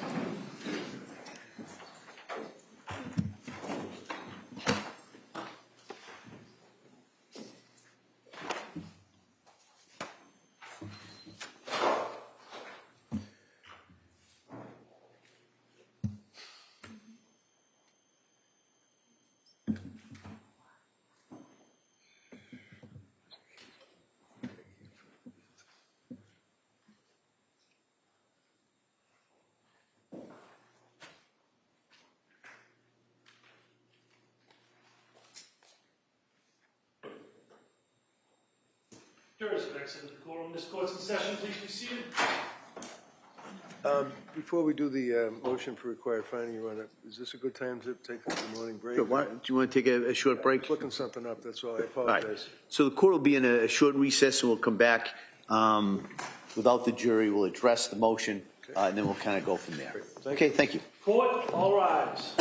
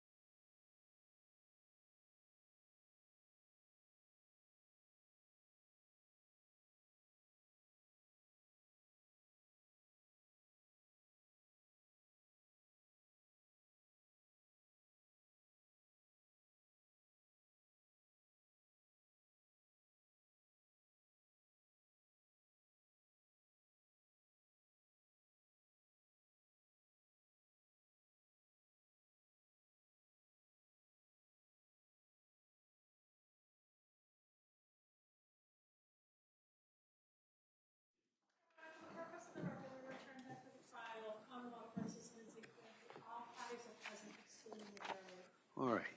So the Commonwealth having rested Mr. Reddington, does the defendant have a motion? Yes, Your Honor, I passed it up to the court. I don't know if you have it in front of you. It's basically a Rule 25. It doesn't have any memoranda with it, but I would argue, and I would cite to the court the case that was decided of Commonwealth versus Brunette Silvera. It's BRUNETTE-SELVEIRA. It was decided towards the end of May of 26 by the appeals court in Massachusetts. It was a case out of the Boston Municipal Court where defendant was charged with assault and battery on a police officer. The evidence was presented that the defendant was acting erratically and that there was an awful lot of evidence that indicated that, brought out on cross-examination from witnesses, that the defendant was suffering from some type of a mental illness. Based on that evidence being presented, the government rested their case, just as they've done here. My suggestion to the court is that the evidence that's been presented on this case against Ms. Clancy I would suggest does not rise to the level under Rule 25 of where, even if you take the Lattimore standard and determine that the evidence would be decided in the light most favorable to the government at this stage of the case, I think the Brunette-Silvera case places, as they describe it, a negative obligation to prove a negative as part of their case in chief on the government. I suggest to Your Honor that the evidence that has been presented in this case is overwhelming, that this young woman was clearly and unequivocally suffering from a mental disease or defect, that it was occupying her waking hours, her life, that she considered all of her avenues. She attempted to go to these health care providers, using the term loosely, that she went to these people. She had medication after medication after medication. She was obviously acting, I suggest to the court, in a state that was observed by witnesses that, in fact, that she was suffering from mental disease or defect, and then ultimately this horrific incident. So under that Brunette-Silvera case, there's no evidence, I suggest, from the government that would rebut the fact that there is evidence of lack of criminal responsibility. So under Brunette-Silvera and the cases that were cited in that opinion, respectfully, I would suggest that a required finding of not guilty should be entered on the case. I also would argue to the court that I think that under the Brunette-Silvera standard and the evidence that Your Honor has before you, that the matter should be reduced down, if you will, from premeditated malice and forethought, cruelty and atrocity to second degree. I'm not arguing at this stage Commonwealth versus Gray or any of its progeny as to manslaughter, but I think the court, certainly in its wise exercise of discretion, has the ability and the right to reduce the charge to second-degree murder or enter a required finding. All right, counsel, thank you. Commonwealth. Thank you, Your Honor. The case that defense counsel cited, there was a presentation of the Commonwealth's evidence. Commonwealth rested. Defense called an expert who said that the defendant was not criminally responsible, and the Commonwealth relied on a cross-examination of that witness and did not call any further witnesses. So the motion was filed for a required finding at the close of all of the evidence, which is what's required under Commonwealth versus Lawson, which Brunette-Silva cites and is still good law. An SJC case, 475 Mass 806 from 2016, in which the court says that a motion for a required finding of not guilty by reason of lack of criminal responsibility may only be brought at the close of all of the evidence, not at the close of the Commonwealth's case. In this case, as you're aware, defense plans on presenting experts who testified that the defendant was not criminally responsible, and then the Commonwealth will have a rebuttal case with their own experts. So I think the time and place for the motion would be at the close of all of the evidence and not now. All right. Well, I had an opportunity to take a look at Brunette-Silvera. So based on that and based on the standard as described that I have to apply at this point, I'm going to deny the defendant's motion. I don't think I have to object, but I will. All right. As we say, duly noted. Yes, thank you, Judge. Your Honor, could I inquire? Emily Thorndike is here and has been here. I'm just wondering, is the government ready for us to do the voir dire to see if she can testify? Because she is self-employed, she has patients and has canceled them day after day. I'm just inquiring if we're ready to go on that. All right. So the question I think that we had put this over was in large part because of the records from McLean. So we know if those are in? I've been inquiring with Madam Clerk if there's been any status from the clerk's office, and I've told they haven't received anything. We have a call over to McLean. They've acknowledged the receipt. They were waiting for a call back from somebody at the office. They thought that the records were produced on Friday, but clearly that wasn't the case. So we have a call. We're waiting for a return call. I've provided people in my office the Madam Clerk's email address to get it expedited as quick as possible. So we are working to try to resolve the issue, and the hospital has acknowledged they received the subpoena. We just don't have a response yet. And I would just also remind that we discussed this last week and talked about doing this tomorrow on Tuesday in order to get those records and have time for everybody to get them and review them so that a proper examination of the witness can be done in a voir dire. So, All right. Well, let's do this. Let's do this before we start going at each other. We'll see if the records come in. All right? The records come in, then we got to determine how long it takes for people to review it and get ready. So if we can do that this afternoon, okay. great. All right. If we can't, I'll hear from the parties as to why we can't. We may have to do it tomorrow. But if we can do that today, I do understand that witness has been here a number of days. But at this point, it's a question of the records coming in, which really is out of both parties' hands. So if the records are in, the parties can get ready. We'll do that voir dire. If not, we may have to do that tomorrow. Okay? All right. Understood. Ms. Reddington? Ready? Ready for the jury, Judge? Yeah.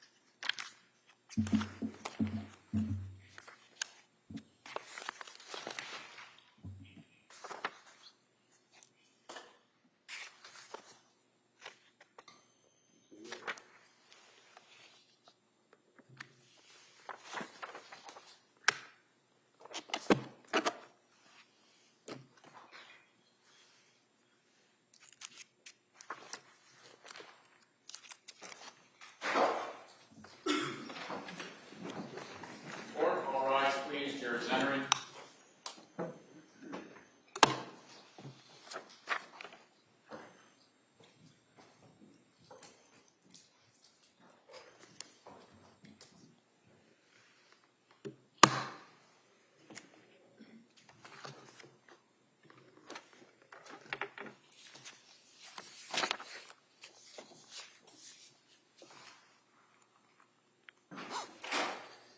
Court is back in session. You may be seated.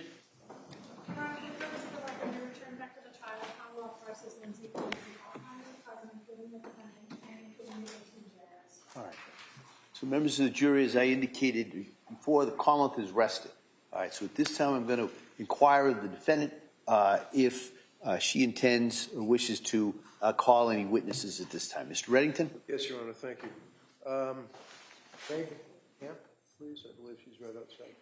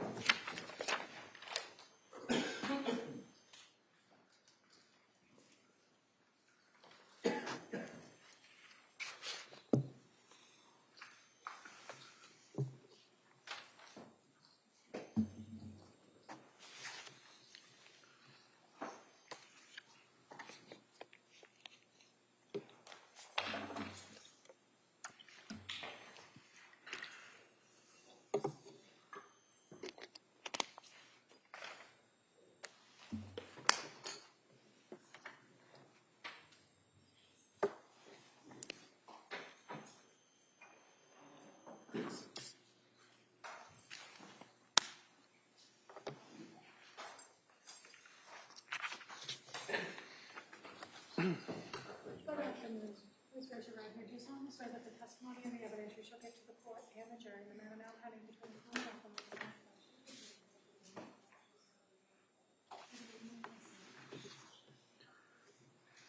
Hi, good afternoon. I'm going to ask you if you could keep your voice up and speak into that microphone. Okay? Thank you. I'm just going to say the same thing, so make sure that all the jurors way down here even can hear you, okay? Okay. Tell us your name This is Margaret Hamp, and what town do you live in? Stoneham. And what do you do for work?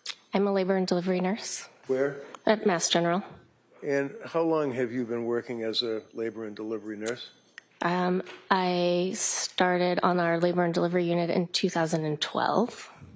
Okay, so about, what, 24 years? No. I started for the obstetrics department in 2006. Okay, so 20 years you've been working for Mass General between obstetrics and labor and delivery, right? Correct. Do you know Lindsay? I do. How do you know her? I was working on the labor floor when Lindsay first started with us. So this would be the labor and delivery floor, and she started as a nurse, correct? Correct. You had already been working there? Correct. And she was about, what, 24 years old? Roughly. And came in as a young woman as a nurse, correct? Correct. Can you tell us, to your let me ask you this, how many years did you work with her? She started, I believe, in 2015, and I worked until 2002 when she went out with Callan. About 7 years or thereabouts. Did you know that she had a child, Cora? Yes. And did you know that she had a child, Dawson? Yes. And ultimately that she had a child, a baby that was born very, very recently, Callan? In the years that you were working with her, were you able to observe, I mean, did she like being a nurse? Did she want to work, or was she a good nurse? What's your opinion? Lindsay loved being a nurse. She was really good at being a nurse. She was compassionate. She was kind. She was a patient advocate. She was the type of nurse that you wanted taking care of you or your loved one when you walked onto our unit. Did you observe, for example, that on occasion when she would be involved with the delivery of a baby that she would become emotional?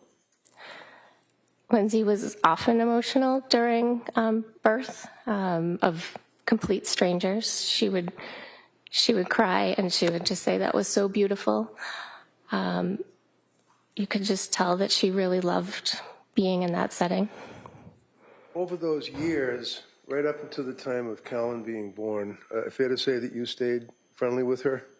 Yes. And you're still friendly with her? Yes. Can you tell us, did you observe during the time you worked with her how she emoted or felt about her children, all three of them? Yes. Tell us anything that you recall. So Lindsay and I worked the night shift together, and often on the night shift you get to have an opportunity to really get to know your coworkers and celebrate things that are happening in their lives or support them with things that are not going so well. Lindsay asked a lot of questions of her coworkers about parenting. Simple things as she would poll the nursing staff about monogrammed lunch boxes, right down to sleeping habits. What questions do you ask a daycare provider to make sure that you're in the right place? She was often asking her coworkers childcare, parenting tips. When she had Callan, after Callan was born in the late spring of 22, did you see her after the birth of Callan? I did not see her after the birth of Callan. Were you aware that she had taken a leave of absence from Mass General? Yes. Did you stay in touch with her by phone or text?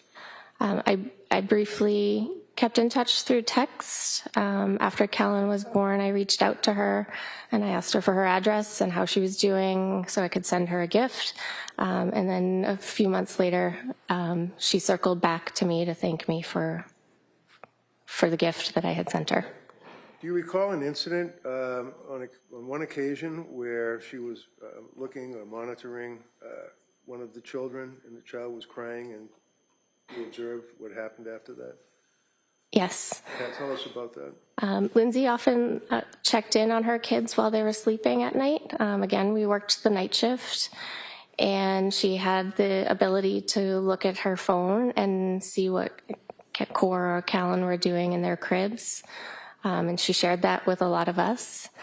There was one particular night that Cora was crying. She was probably about 6 months old, and Lindsay never let Cora cry. She wasn't at that point in parenting, and she was very communicative about that. And Cora was crying on the monitor. It was the middle of the night, and maybe after 10 minutes, she started to call Pat, and he wasn't answering. And she got really worried that Cora was crying, but now Pat wasn't answering his phone. So in the middle of the night, she called the police to do a wellness check on her family. Okay. And while you were working the night shift, is that pretty much what you both worked together all those years? Yes. Would that be through the pandemic as well? Yes. Would you say that that was quite a bonding experience, being in labor delivery up close and personal with patients during the pandemic at night? Of course, it was a very challenging time as a healthcare provider. Thank you very much. You can inquire. All right, Como? Good morning. Good morning. So the incident that you just told us about where Ms. Clancy was watching the monitor overnight, you were aware that the police responded and everything was fine, right? Yes. And you worked with her through 2022 when she went out with leave on Callan? Correct. And you never visited their house after Callan was born, did you? No. You don't know what was going on in her life, did you? No. And she didn't share any of her struggles with you via text or in any other capacity, did she? No. And as a labor and delivery nurse, and having been trained in labor and delivery, and you said you worked obstetrics before, correct? Correct. Is it fair to say that you often have patients that come to you in both those areas that have some mental illness or are on psychiatric medications, right? Sometimes. And working labor and delivery, you have some training on how to handle patients that are on certain types of medications, right? Limited training, yes. Well, it affects how you're going to go through a birth plan or do a delivery if a person is on some sort of long-term medication, right? Right. And so you're aware that Zoloft is something that's deemed safe for pregnant moms and breastfeeding moms? Yes. And you've had patients that have dealt with bipolar issues before? Yes. And that they have to remain medication compliant in order to manage those things, right? Yes. Thank you. Nothing further. All right, Ms. Brayington? So your experience dealing with patients that have birthed a child, as the district attorney asked, and are on Zoloft and expressing issues of being a parent, were you aware of any incidents where Lindsay was with you and a woman did in fact express concern that she wanted to hurt herself or her child? There was a particular patient that Lindsay was on staff when this patient arrived. It was a patient that arrived to the unit that had plans to harm herself while she was pregnant. And we had a conversation. Lindsay was brand new. It was the summer that she had just started. And we had a conversation about mental health in pregnancy and postpartum. And I asked her if she had ever heard of the Andrea Yates case, and she hadn't. And I explained that to her, and she cried. And she said, how could a mother hurt her children? Thank you. All set. Thank you. Como? No. All right, let me sit down, thank you.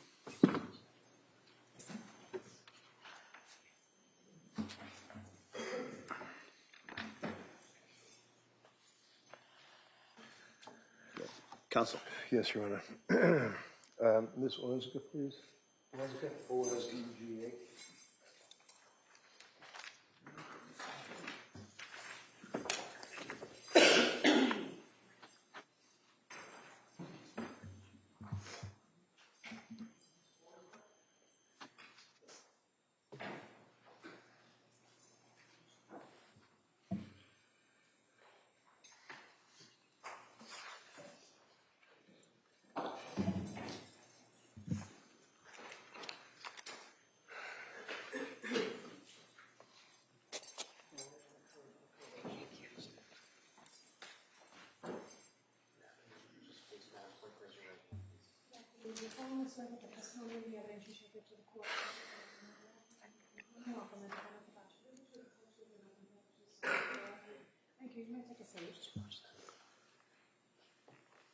Hey, good afternoon. Hi, good afternoon. I'm going to ask you, speak into that microphone, keep your voice up, okay? Okay. Great, thank you. Counsel. Thank you, Judge. Good afternoon. Tell us your name, please, and spell it. It's Allison Ozga, A-L-L-I-S-O-N. Last name is O-Z-G-A. You know Lindsay? I do. How would you know her? Lindsay's my sister. And can you tell us, are you close to Lindsay? Do you live near each other? Do you socialize? What type of relationship have you had with her? We're very close. We have not lived in the same state for about 10 years now, but we do communicate, and I do think we're very close. And do you text with her on a regular basis? Yes, And you talk on the phone, do you? occasionally. Directing your attention to the fall of, well, actually heading into like Thanksgiving and Christmas of 2022, do you remember that time frame? Yes, And did you have occasion to see your sister during that period of time? yes. And let's direct our attention to, let's say, Thanksgiving 2022. Had you noticed any change in Lindsay's personality or any observation of how she appeared to you? I will say on Thanksgiving in particular is when the first time I saw her in person after quite some time. I had known she had not been doing well via text message communication that we had. I think on Thanksgiving, she, her mood did not look good, her energy, she didn't seem very energized. It definitely seemed off from how I've seen her in the past. And were you aware that that carried through from November into December, around the holiday season, if you had stayed in touch with her? Yes. And can you tell us what you observed about her around the holiday season as it related to her, from your observations and your texting and your communications with Lindsay? How did she appear to you at that point?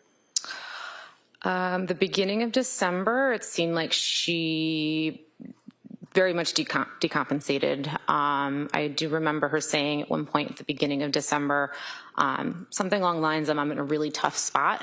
And knowing what she had shared with me previously about how her mental health had been struggling, I had this gut feeling that something was off and that she was really struggling, and I asked her if she was safe. What did she say? She said yes at that point. And you knew her husband, Pat? Yes. And you knew the kids? Yes. Obviously. Do you recall around Christmas itself, and perhaps a little bit thereafter, that you spoke with her and that she indicated, basically, I'm not doing okay? Yes. Can you tell the jury what you observed about her demeanor or her symptomology when you said she was decompensating around that time? What were they symptoms in your mind of? Based on communication with Lindsay, and I started communicating with Pat directly at that time, she was reporting her mood was worsening, as she described as depression. She was having more suicidal thoughts. Insomnia continued to be an issue. She was really not feeling like herself. And did you know that during that period of time where she was telling you about the suicidal thoughts and the issue of depression, that she was seeing doctors? Yes. And what did she tell you about seeing the doctors, and if she was on any medication, and if so, what effect did they have on her? The first thing she said about the doctors was back in October when she said that she saw a doctor for Zoloft and had a very awful reaction to that Zoloft. Would that be Dr. Tufts? I don't believe she shared that specific with me. Share the name? Okay. No. And then I think throughout our communication over the couple months of October to December, she did share with me that she was going to doctors, she was getting different prescriptions, kind of all the things that they were trying and different treatments they were looking at. And do you recall when you were talking with her about her symptoms towards the end of December that she had, in your words, decompensated significantly and stated to you that she felt nothing and that she was scared, things of that nature? Yes. What else did she tell you, if you recall? At the end of December, so I think it was more along the same of, that she is really not feeling well. Her mood is down. She's feeling numb. She's feeling hopeless. I believe at the very end of the month, she told me she had had suicidal ideation every day for a month. Do you recall towards the end of the month around New Year's that she voluntarily admitted herself somewhere? Yes. Do you know where she admitted herself? McLean Hospital. And while she was at McLean Hospital, ultimately, do you know how she got out of McLean Hospital? It was my understanding that she was weaning off of some medication that she was on, and then was eventually discharged 5 days later. Now, did you see her or talk to her after she left McLean Hospital trying to wean herself off of whatever medication it was? Because you don't know what the medication was, right? I believe it was Seroquel. Seroquel. Yep. Did she tell you anything to the effect that when she got out of the hospital that she felt as though this was a step in the right direction? Did she seem as though she was trying to be positive about her life? Yes. And tell us about that, because up until this point you had observed her decompensating and having these symptoms and suicidal ideation and depression and feeling nothing and scary. When she got out of McLean, what did she appear to you and what did she say to you? I believe she said she felt that that was a good plan and that she was starting to feel better. So was your sister, in your opinion, granted she's your sister and you're biased, obviously, but was she a complainer? No. And obviously she didn't share with you in detail her doctors and medicines and things of that nature. Is that fair? No. But you were aware of the struggles and the hurt that she was going through? Yes. And then through the month of January, did you have occasion to see her, or were you, because you still live in different states? Yes. Yes, I did have an occasion to see her in January. When? We went to Cora's birthday party. And that was at the trampoline park? Yes. How did she appear at that? I think she looked like she was going through the motions of putting together a birthday party for her daughter, but she looked tired. She looked like she was still struggling. So there was a difference in your observation of what you had known your sister to have as a personality? Yes. And then, of course, the horrible day, were you aware, or did somebody call you and tell you that the children had been killed? Yes. One of them still survived and ultimately passed? Yes. And do you recall who told you that? Yes. Who was that? My mother. And as a result of getting the call from your mother, what did you do? I jumped in the car, packed a bag, and I sped up to South Shore Hospital, which is where I was told she was. Did you see her in South Shore Hospital? No. Did you know that she was then transferred to another hospital after South Shore? Yes. And what hospital was that? I believe it was Brigham and Women's. And were you able to visit her in Brigham and Women's? Yes. And did it take some time before they would allow you to visit with her? Yes. How long, if you know? I think it was approximately 2 weeks. Okay. And then you were able to see her pretty much on a regular basis? Yes. And where does your mother and father live? In Connecticut. And are you close to them? Yes. Can you tell the jury, from the time of this incident in January 24th of 2023 up until now, 2026, where have your mother and father been living? My parents have been spending the majority of their time up here in Massachusetts. Why? so that they could visit Lindsay as much as possible. Almost on a daily basis? Yes. Was that in a bed and breakfast or a bed and bath, or was it a hotel, or where were they staying? They've been living out of hotels. Thank you, that's all. You can inquire. Como. Thank you. Good afternoon. Now, when Lindsay was at McLean Hospital and she was discharged, did she tell you that she asked to be discharged early to go to Cora's birthday party? I can't recall. And do you recall speaking to the police on January 25th, just a day after this all happened back in 2023? Yes. And do you recall telling them that you saw Lindsay 2 weeks prior to the 24th, roughly around the birthday party time, and that she seemed okay? Yes. Do you recall telling the police that you spoke to her in phone calls many times after she was discharged to McLean, and that her tone of voice in those calls seemed better? I did not speak to her on the phone. Most of our communication was via text. So you don't recall saying that to the police, that the tone of Lindsay's voice in our phone conversations was better the last couple weeks since she had been released from the hospital? I believe when I said that, I meant her tone via her text messages. And so her tone in her text messages was better? A bit. And do you recall telling police that you spoke to Lindsay on Thursday, January 19th, 2023, and she seemed okay? Yes. And that was a phone call, correct? That was text message. Text message, okay. Yes. So when you were saying spoke to the police, you were referring to text messages? Correct. And so in that text message, she seemed fine? She seemed okay. So she had just been released from McLean Hospital at the beginning of January, and all of your communications after the birthday party were text message, is that correct? I think the date's wrong. I believe so, yes.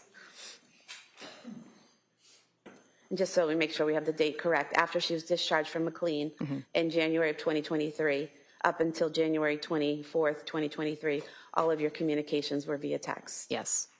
Did you visit her at her home that month? No. You didn't reach out or call her at all, correct? I reached out and called, yes. I did not visit her at her home, no. When you called, did she respond? Did she answer the phone? I'm sorry, let me backtrack. I can't recall whether I made a phone call. I can recall the majority of our communication between January 1st and January 24th was via text message. Okay, so there could have been some phone calls. I cannot recall any phone calls.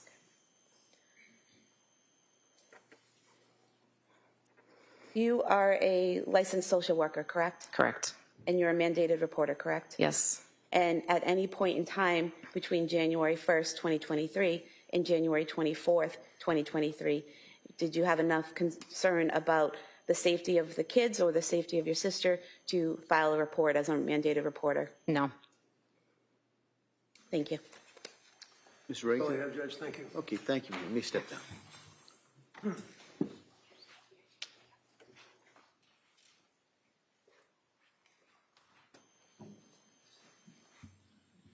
I would call Paula Musgrove, please.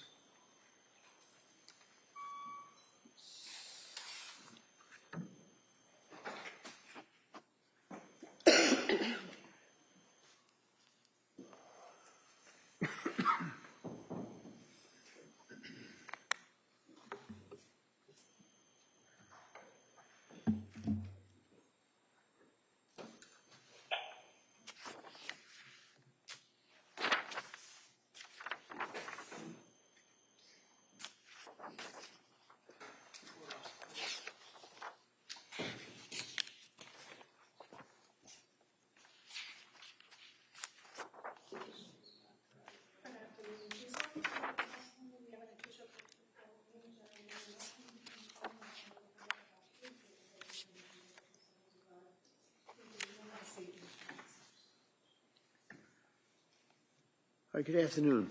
Good afternoon. Okay, I'm going to remind you, like I remind everybody else, just speak into the microphone if you can keep your voice up, please. Okay. Thank you. Afternoon, tell us your name and spell your name, please. My name is Paula Musgrove, Paula Musgrove.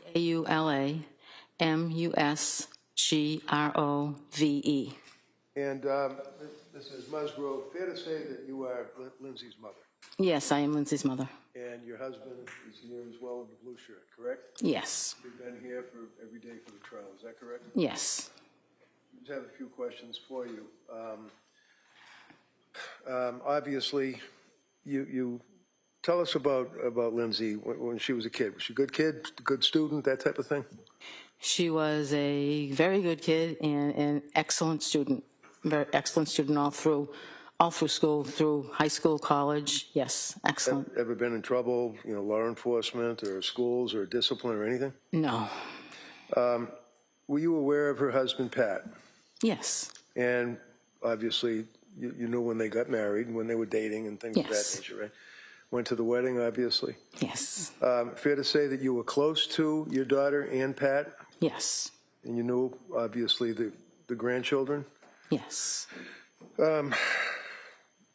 Tell the jury how you interacted and felt about your grandchildren. I loved my grandchildren with all my heart. And you never know what it's like to love a grandchild until you become a grandmother. And it was the most beautiful thing. I love them with all my heart. Now, did you have occasion to see how Lindsay reacted and treated her kids as a mother? Yes. And granted that you're her mother, so you're obviously biased, tell the jury what observations you made of Lindsay as a mother through the years after Cora was born, and then Dawson, and then, of course, baby Callan. Lindsay was a very loving mother. She was dedicated to her children. She was a fun mother. She was always doing things for her kids. She always wanted to be a mother, have many children, and I felt it was the best thing that ever happened to her. And she would do anything for her children. She was just a loving mother. Now, in 2022, Callan was born, is that correct? Yes. Did you stay in touch with Lindsay and Pat during that period of time, the spring into the summer of 2022? Yes. And how often would you see them or talk to them, or what would you do? You go to cookouts, or would you have parties, or how would you socialize? Myself and my husband would travel from Connecticut to Duxbury at least 2 or 3 times a month, as well as them coming to Connecticut to visit us. And would you agree that in the summer, for example, of 2022, that Lindsay and Pat were active with the kids and were pretty happy? Very happy, yes. Did you observe in the summer of 22 any changes at that point in her personality and the way she was acting with her friends in society? In the summer, no. And they were having a fairly good summer. Yes. Did you notice at some point a change in Lindsay's demeanor? Yes. Tell the jury when that was. It was sometime probably around the 2nd week of October.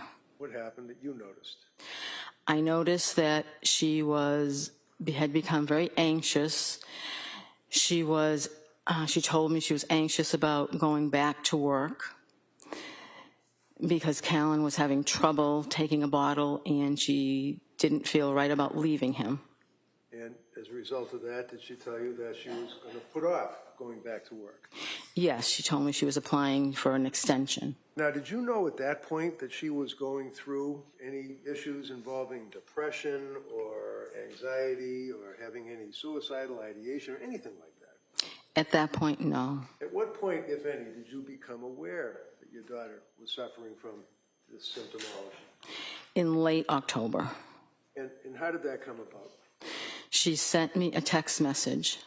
And do you recall when that was? Yes, that was on October 20th. Now, Your Honor, the government has introduced into evidence the entire of the phone dumps, if you will, and I think they put it on a disc, and it's probably thousands of pages, but I do have the text thread that deals with that time frame in October. I'd like to offer that so that it's apparent what I'm referring to rather than having to search through thousands of pages of a disc.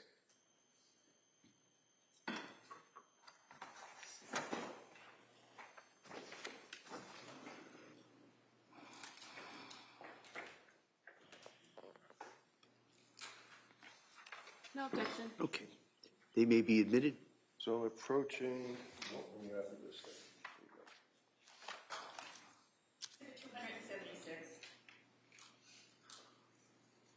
Now, the text message that you're referring to, would that be on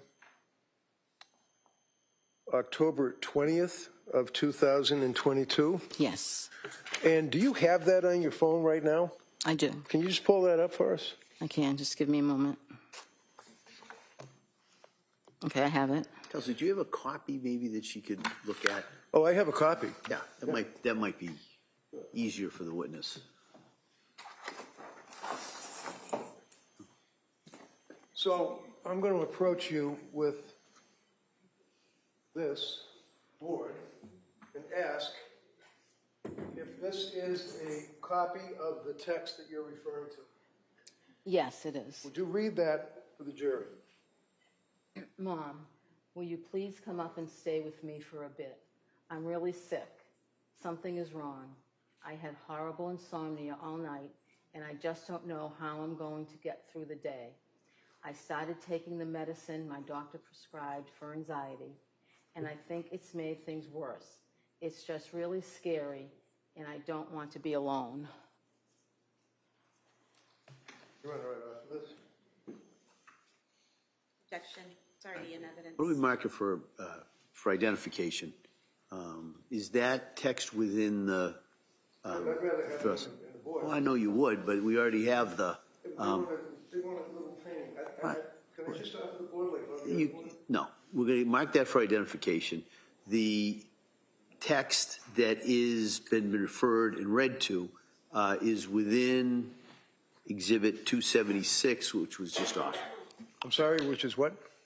I think it was within Exhibit 276, which was within that thread that you just offered. Okay, so I will then, that would be 276, Yeah. so that will be over here.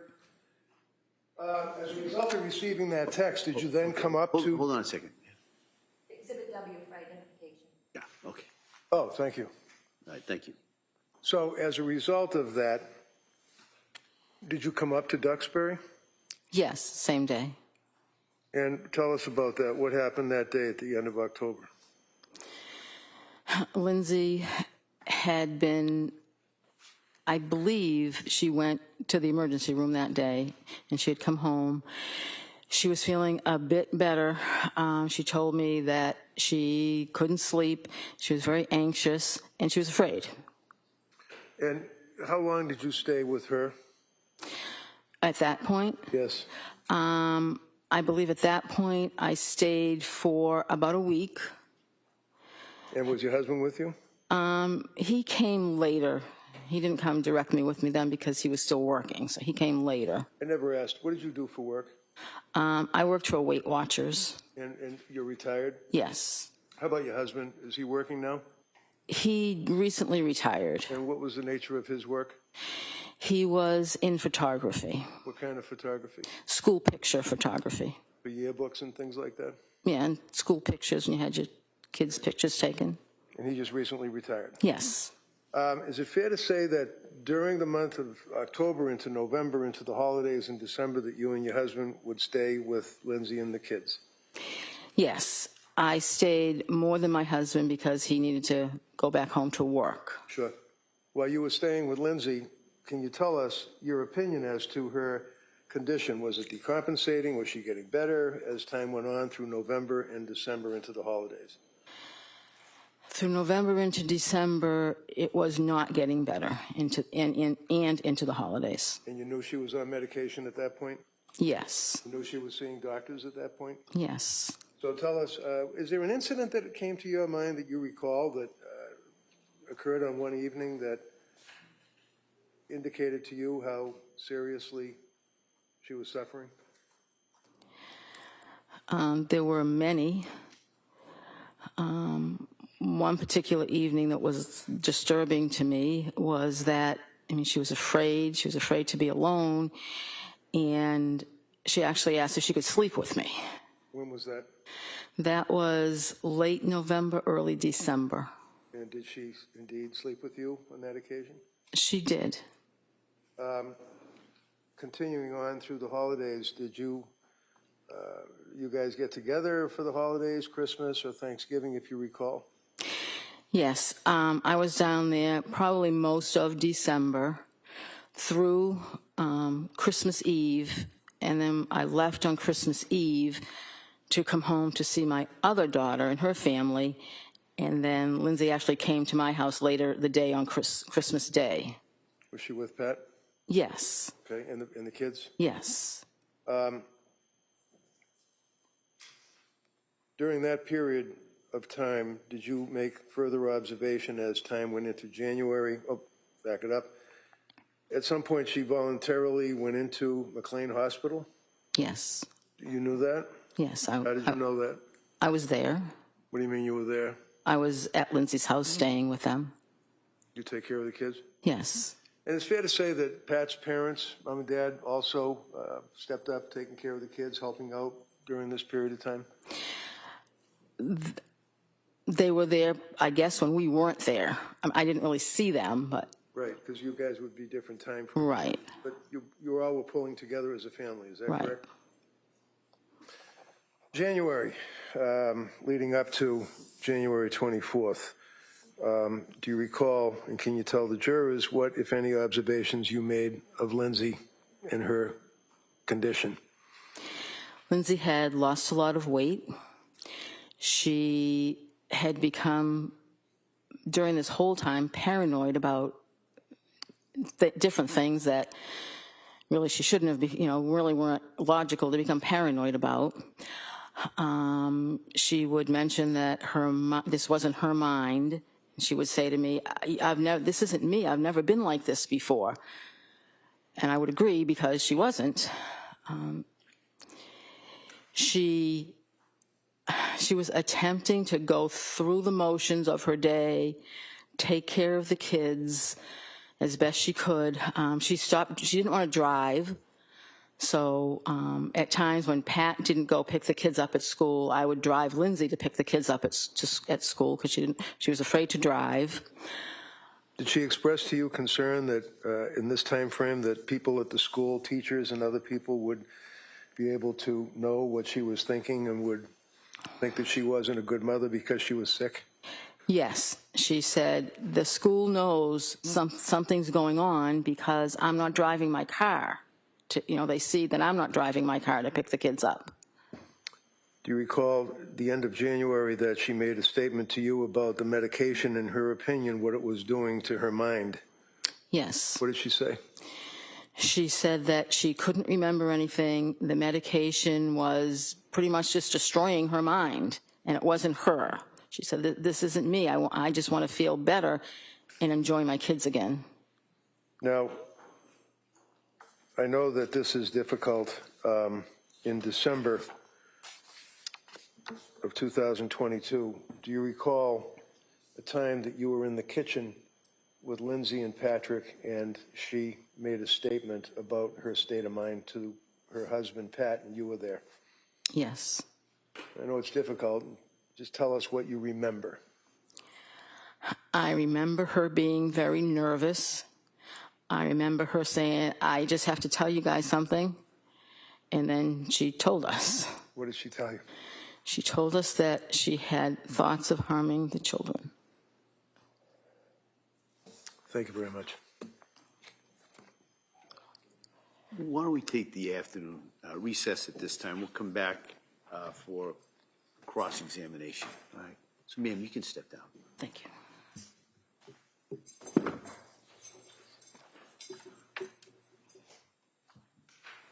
All right. So, members of the jury, we're going to take the break at this time. We expect to have you back about 2 o'clock. Okay? All rise, please. Jurors exiting.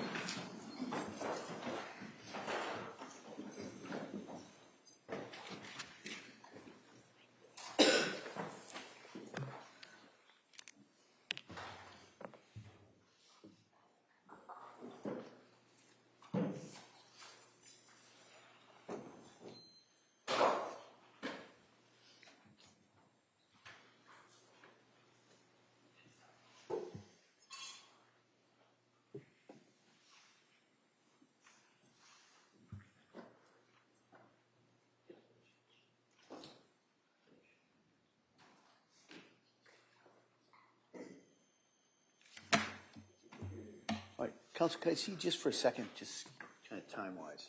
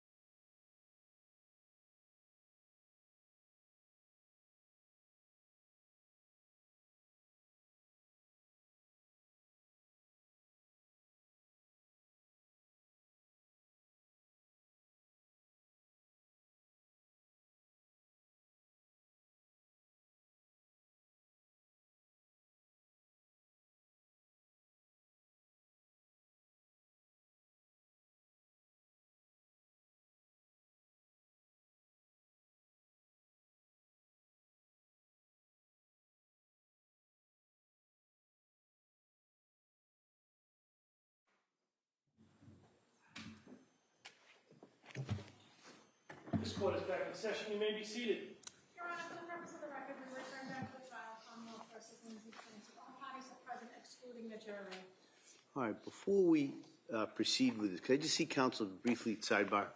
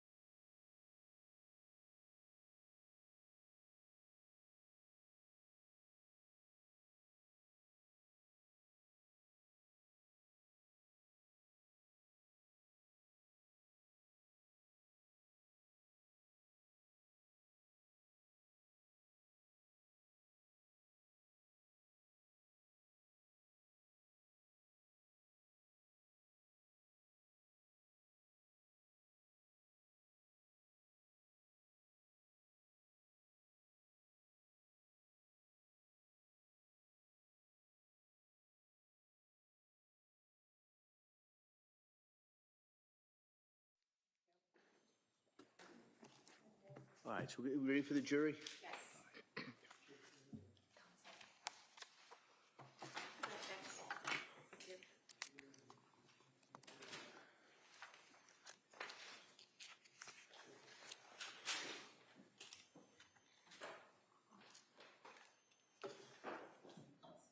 Do you have some water up there? I do, thank you.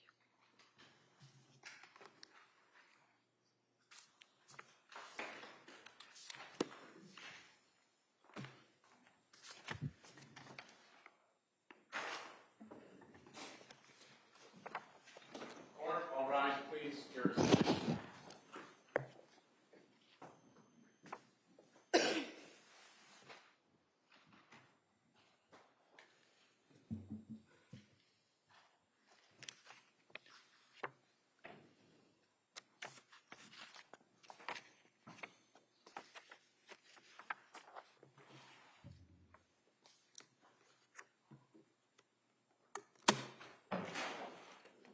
Court is back in session. You may be seated. Your Honor, for the purpose of the record, we return back to the trial, Commonwealth versus Lindsay Clancy. All parties are present, including the defendant, and including the jurors. All right, thank you, Madam Clerk. Attorney Sprague? Thank you, Your Honor. Good afternoon. Afternoon. Now, you testified in direct examination about the statements that Lindsay made in December about having thoughts about harming the children. When in December was that? I don't exactly remember. I would say early to mid December, probably maybe earlier rather than mid-December, but I don't exactly remember when. Okay.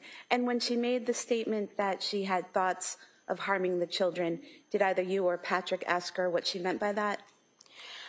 I believe I remember Pat asking her if she felt like she couldn't be alone with the children, and she said no.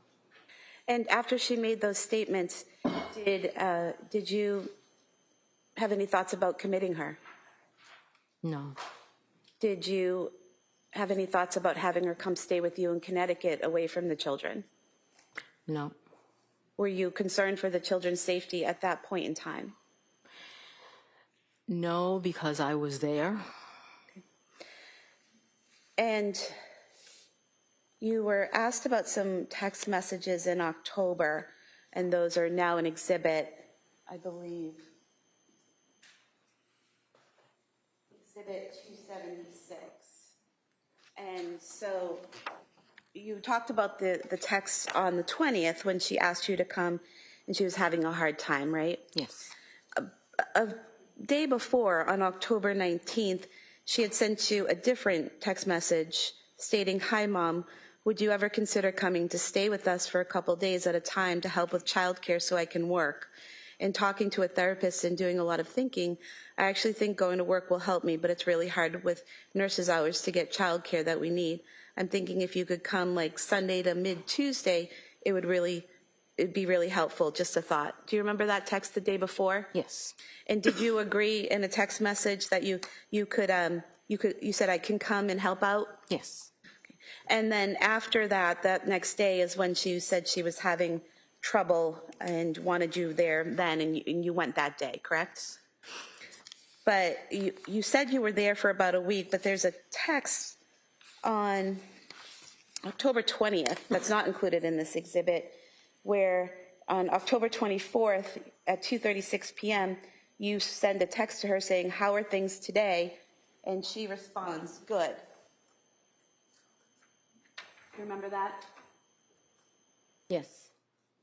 So were you already home at that point when you were asking her how she was doing on the 24th? I must have been home at that point. I honestly don't remember. I was back and forth so many times.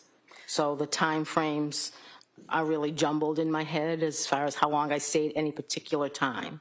And so you would go and help out when they asked you to, and then you would go home when things were calmed down a little bit. Is that right?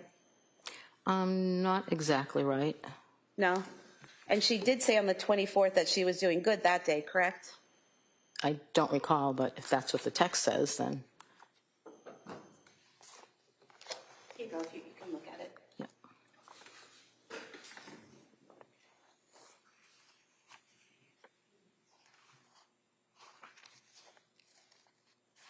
Okay. So she told you at that point on the 24th she was doing good, right? Correct. You could have this page marked as the next exhibit. Any objection? No. That may be marked. 277.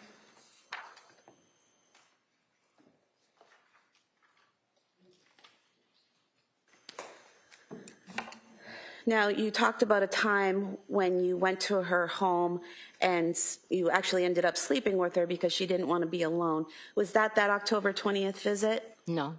When was that? That was, I can't exactly remember when. I'm going to say probably sometime in November, the latter part of November, maybe the early part of December. Did she tell you why she was afraid to be alone? She said she just said she was afraid to be alone. And one reason, I believe, she said she didn't know if she was going to be able to sleep, but mainly she was afraid to be alone. And at that point in time, did you consider having her committed to a psychiatric facility? No. And did you feel the need to call 911 that day or get her immediate assistance? No.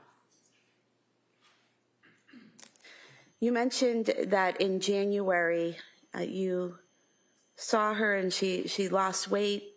She seemed paranoid about things, seemed to be going through the motions of each day. How often did you see her in January of 2023? In January, I can't exactly remember how many times I saw her. We were, again, back and forth. So we have Exhibit 238, which have all of your text messages with Lindsay in January of 2023. And I just want to go through some of them with you.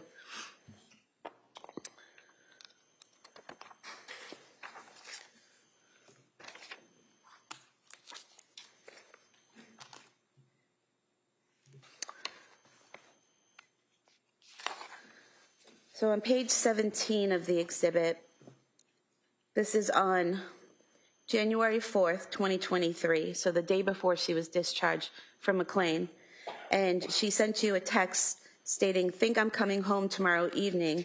I talked to the doctor and I made up a follow-up appointment with my other psychiatrist besides Rebecca for Friday morning, so she said she'd be okay with me leaving Thursday around 5. Do you remember getting those messages? Yep. And were you staying at the home helping out with the kids at that point? Yes. Okay. And did you go to Cora's birthday party on the 7th? I did not. It was a children's party. I stayed home with Callan. Okay.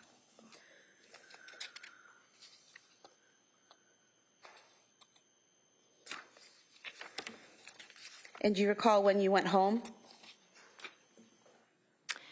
I don't recall. I'm looking at page 28, and there's a text from Lindsay on January 7th, 2023 at 7:02 p.m. to you where it says, make it home okay, and you said, yep. Does that make sense that you would have gone home on the 7th after the birthday party? Yes, if that's what the text says, yes. And then on page 29, we have text messages between yourself and Lindsay on January 8th, where you ask how things are going today, and she says, good, going to the Science Museum. You say, great, that will be fun, sleep good last night, and she said, I actually did, with less Ativan, so that was good. Do you remember that? I don't recall the exact text messages. Do you recall her texting you about going to the Science Museum? No, I don't recall that. Do you think looking at them might help? Sure. I'm going to show you page 29 and then page 30.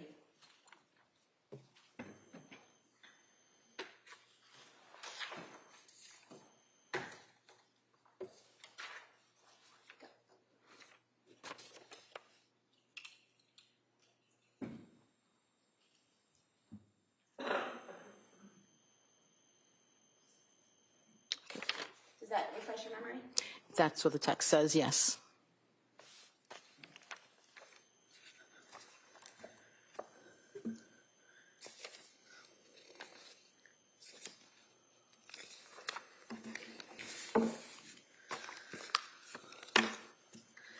And then on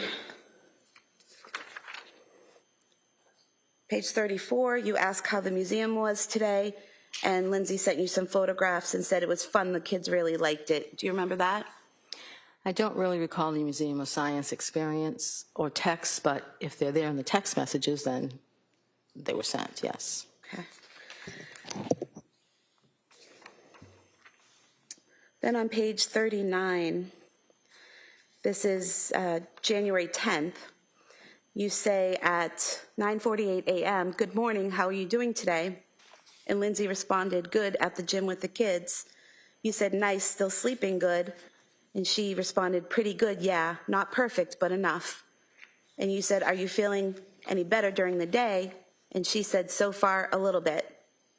They said a week off the Seroquel should make more of a difference, so a couple more days till that, but I do think it's helping being off. And you responded, okay, a little at a time. Do you remember that conversation? So I don't recall the exact conversation. I think I probably texted back and forth to Lindsay almost daily during that time. So I don't remember the specific text messages, but I would say if they're there, then that's what we sent back to each other. Okay.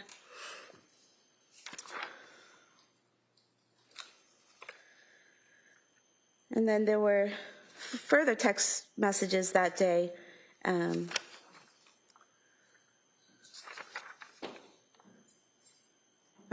Where you say, how was your day later on in the day? And she said it was good, played with the kids a lot, were able to go outside, Kingsbury Club and gymnastics, kept them busy, and me too.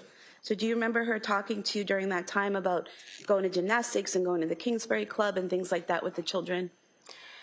I don't remember the specific text, but I do remember her doing things with the children, yes.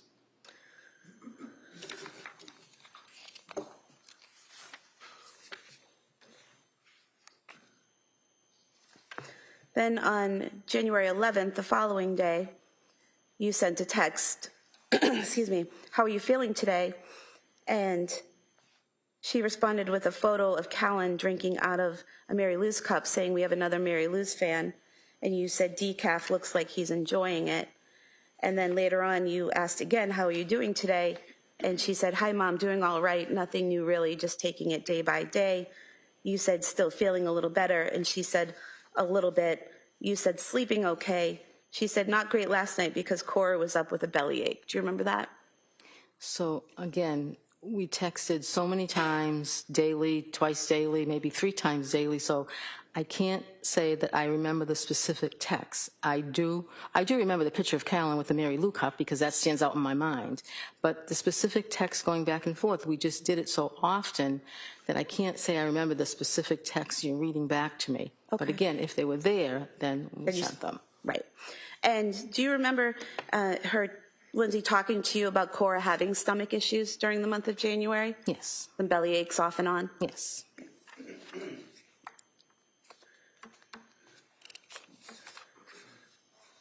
And then January 13th, again, you're checking in with her. Hi, Lindsay, how are you today? She said, hi, Mom, pretty good today. How about you?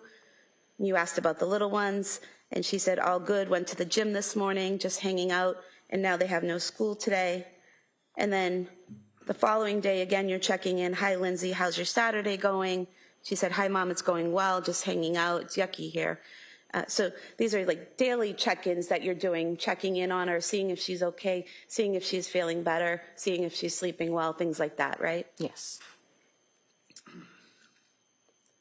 You also ask her that day on the 14th, do you feel any different since being off the Seroquel? She says, not as much as I was hoping, going to talk to my psychiatrist about it on Monday. You say, but some. She says a little, but I still don't feel like you, but then she corrects it to me. And you ask her if she's going to be able to get outside with the kids today, and she said she's going to try. So similar conversations to that where you're talking about medication and how she's doing on the medication? Yes, I get. Then the following day, on the 15th of January, you say, good morning, is it a good morning for you today? She says, good morning, it's pretty good going to an indoor water park. And she tells you that it's at the Cape Codder. Do you remember them going to the Cape Codder water park? I do remember them going there, yes. And then on the following day, on the 16th, you actually texted her, how was the water park yesterday? She said it was fun, Cora and Dawson enjoyed, Callan didn't know what to think of it, couldn't get any pics because it was too hectic, keeping track of them in the water and stuff, and it was busy, but it was a good time. Does that sound familiar, that they had a good time that day? Yes. And you asked her that day if she had anything planned, and she said Pat took Cora skiing, so she was hanging with the boys. Do you remember that? Not specifically, I don't remember that text.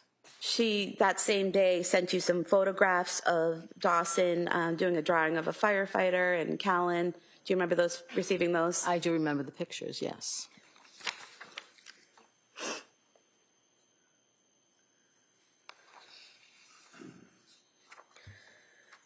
Then the following day, again, you're checking in every day. You say, you feeling better? She says, a little bit. You said, still taking the same medication. She said, yes, about to have an appointment with her psychiatrist. You said, let me know how it goes. And she said, okay. And then she responds back after her appointment. She recommended another antidepressant since my mood is still very low off the Seroquel. You asked her how she felt about it. And she told you she just wants to feel like herself again, but she's up for trying it. And she just wants to get back to who she was, right? Correct. And she told you it was amitriptyline. Is that right? Do you remember that? I don't remember the medication. Okay.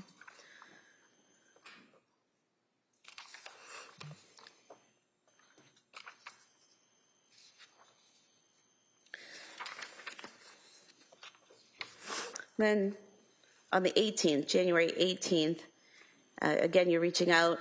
And she says, hi, Mom, I'm doing all right. How about you? And you say, you're good. You're thinking about visiting that weekend. And she says, that sounds good. And you ask her about being able to get out and exercise. And she said she's been walking on the treadmill at the gym for exercise. And you asked her if she started a new medication and if she's feeling better. And she says, feel okay, just not great. I did start it 2 nights ago. You said, is that the one that takes a while to feel the effects? She said, yep, weeks. And you said, is the okay that you're feeling now better than what you were feeling a few weeks ago? And she said, yes. Do you remember that? Again, I don't remember the specific text, just remember texting back and forth daily about how she's feeling, about, what's different medication-wise, but I can't say I remember that specific text that you're reading me. But again, if they're there, then they were done by us. Right. And so on the 19th of January, again, you're checking in and say, how are you feeling today? Can you tell if anything's different with the new medication? She says, I'm feeling all right, nothing new really yet because it takes weeks to really work, but I'm okay. You asked if she's still sleeping well, and she says decently, and the kids get up a lot. So again, more of the same check-ins daily, seeing how she's doing, seeing how she's sleeping, right? Correct.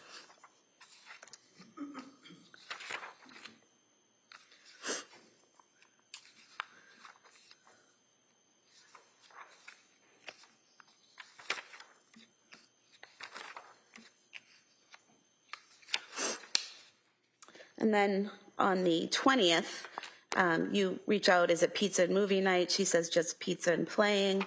And you tell her you're leaving at 9, bringing dessert for the kids. And she says, sounds great. So you're talking about your visit that weekend. Is that right? Yes.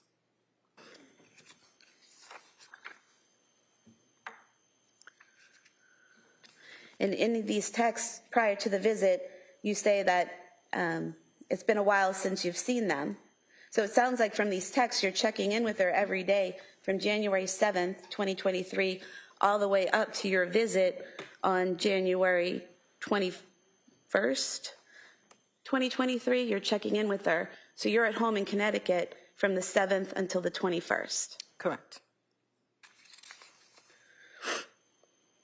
And then on the 22nd, that Sunday, Lindsay, Pat, and the older kids, they go to the Carney's house for that bonfire and get together, and you stayed home with Callan, right? Correct. And then after they get home, you and your husband left, is that correct? Yes.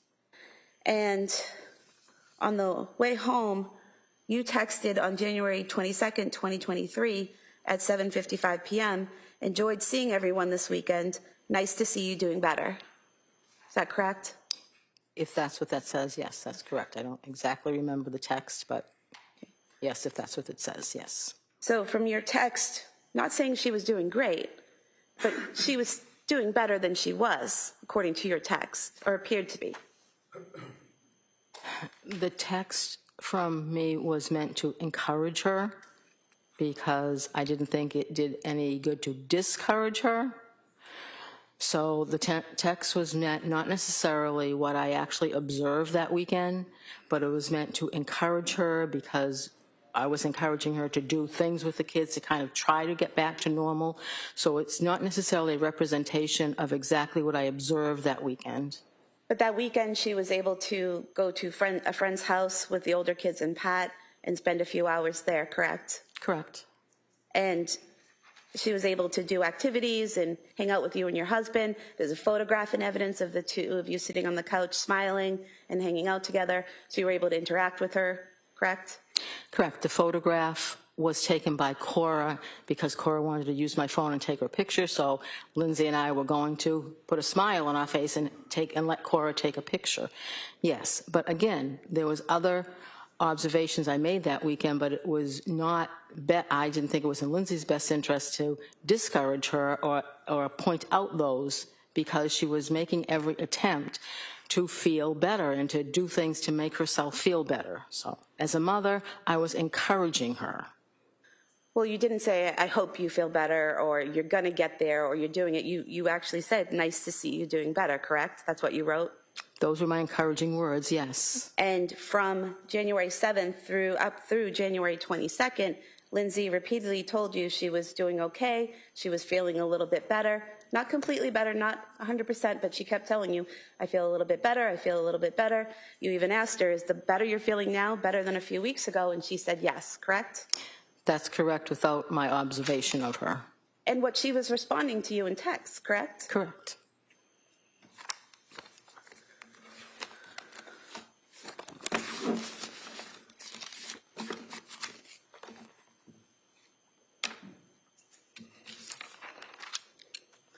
You also spoke to the police on January 25th, 2023. Do you remember that? I do.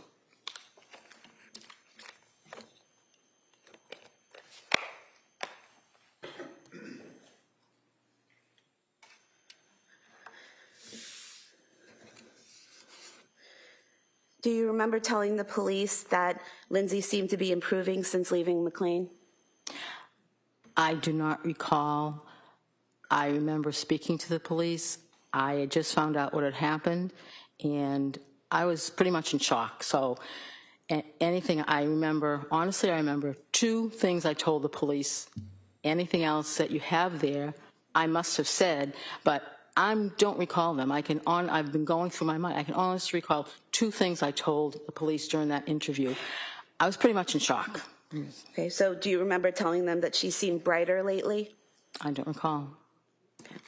Thank you. All right, Mr. Reddington?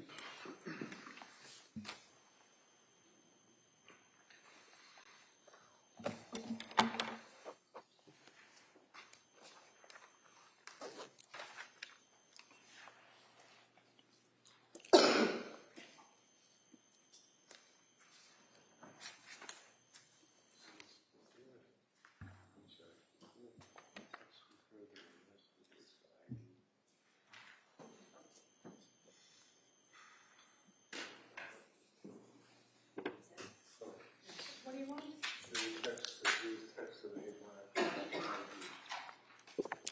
Oh, you mean the ones that you didn't mark? Yes. Oh, this was one. Oh, okay.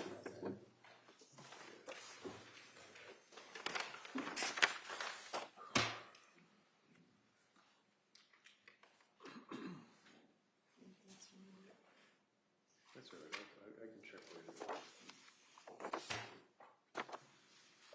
Just looking here through the exhibits, District Attorney stood up and said to you that I had introduced into evidence and showed you Exhibit 276, which would be a list of text dated on October 19th. Do you remember that? It was the black one, it was the copies, it wasn't green and blue. Do you recall that this was introduced into evidence? Do you recall her questioning you from this? On October 19th? Yeah, this is the one that I had introduced, was Exhibit 276, and the date would be October 19th, your text thread. Oh, yes, I'm sorry. And then she said, well, there's something missing, and went up and said to you, this text, which would be 277. You recall that? I'm going to show it to you.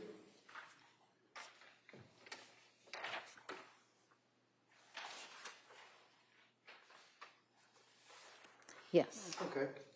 So what I had introduced was a text thread from October 19th up through and including October 20th. Is that fair to say? Right there? Yes. Okay. And the reason I introduced this is because we had introduced earlier, like a whole lot of pages text. And I wanted to focus on the text thread because she said, Mommy, can you stay? Objection. Sustained. So when the district attorney suggested that there's something missing, like I left it out or something, is it fair to say that Exhibit 277 is a totally different date? Look at the date. What is the date that the DA is talking about? You see it on there? 1023. 1023. It has nothing to do with the text thread that I introduced, right? It's a day or two after that, right? Right. If you know. Yes.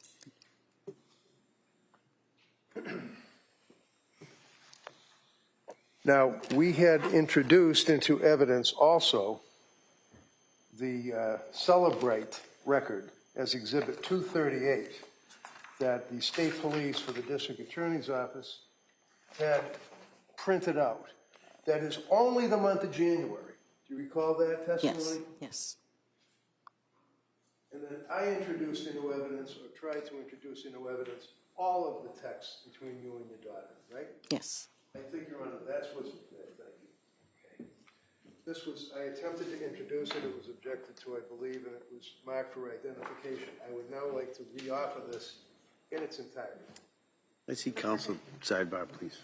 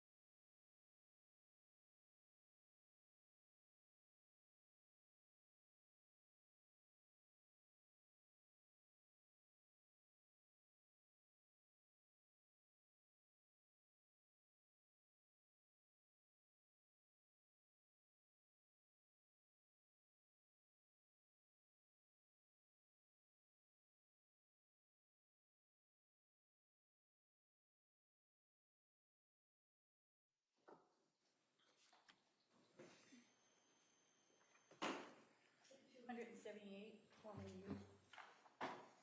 Thank you very much. That's all I have. All right. Commonwealth? And when you were asked about Exhibit 271 and the text messages on October 23rd and October 24th, that was to establish when you left the home that week of the 20th, correct?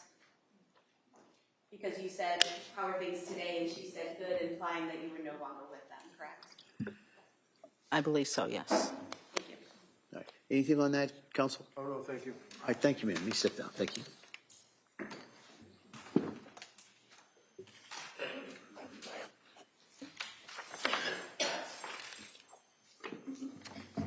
All right, defendant? Yes. I call Dr. Welcome.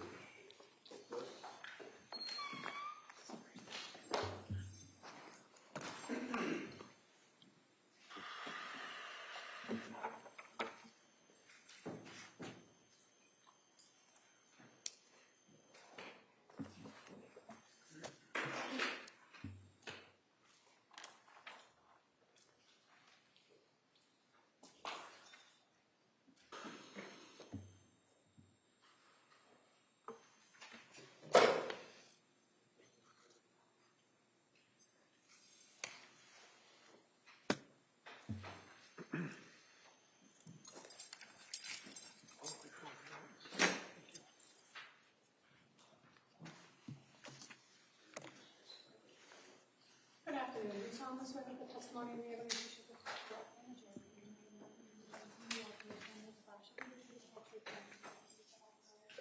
Thank you, sir. You can have a seat. All right, good afternoon.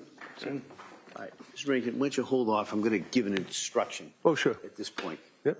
So, members of the jury, I just want to give you an instruction. It's one I probably should have given a little bit earlier in the trial as well. It's going to apply to this witness. It applies to a number of witnesses who testified earlier, and it's going to apply to a number of witnesses who testify after.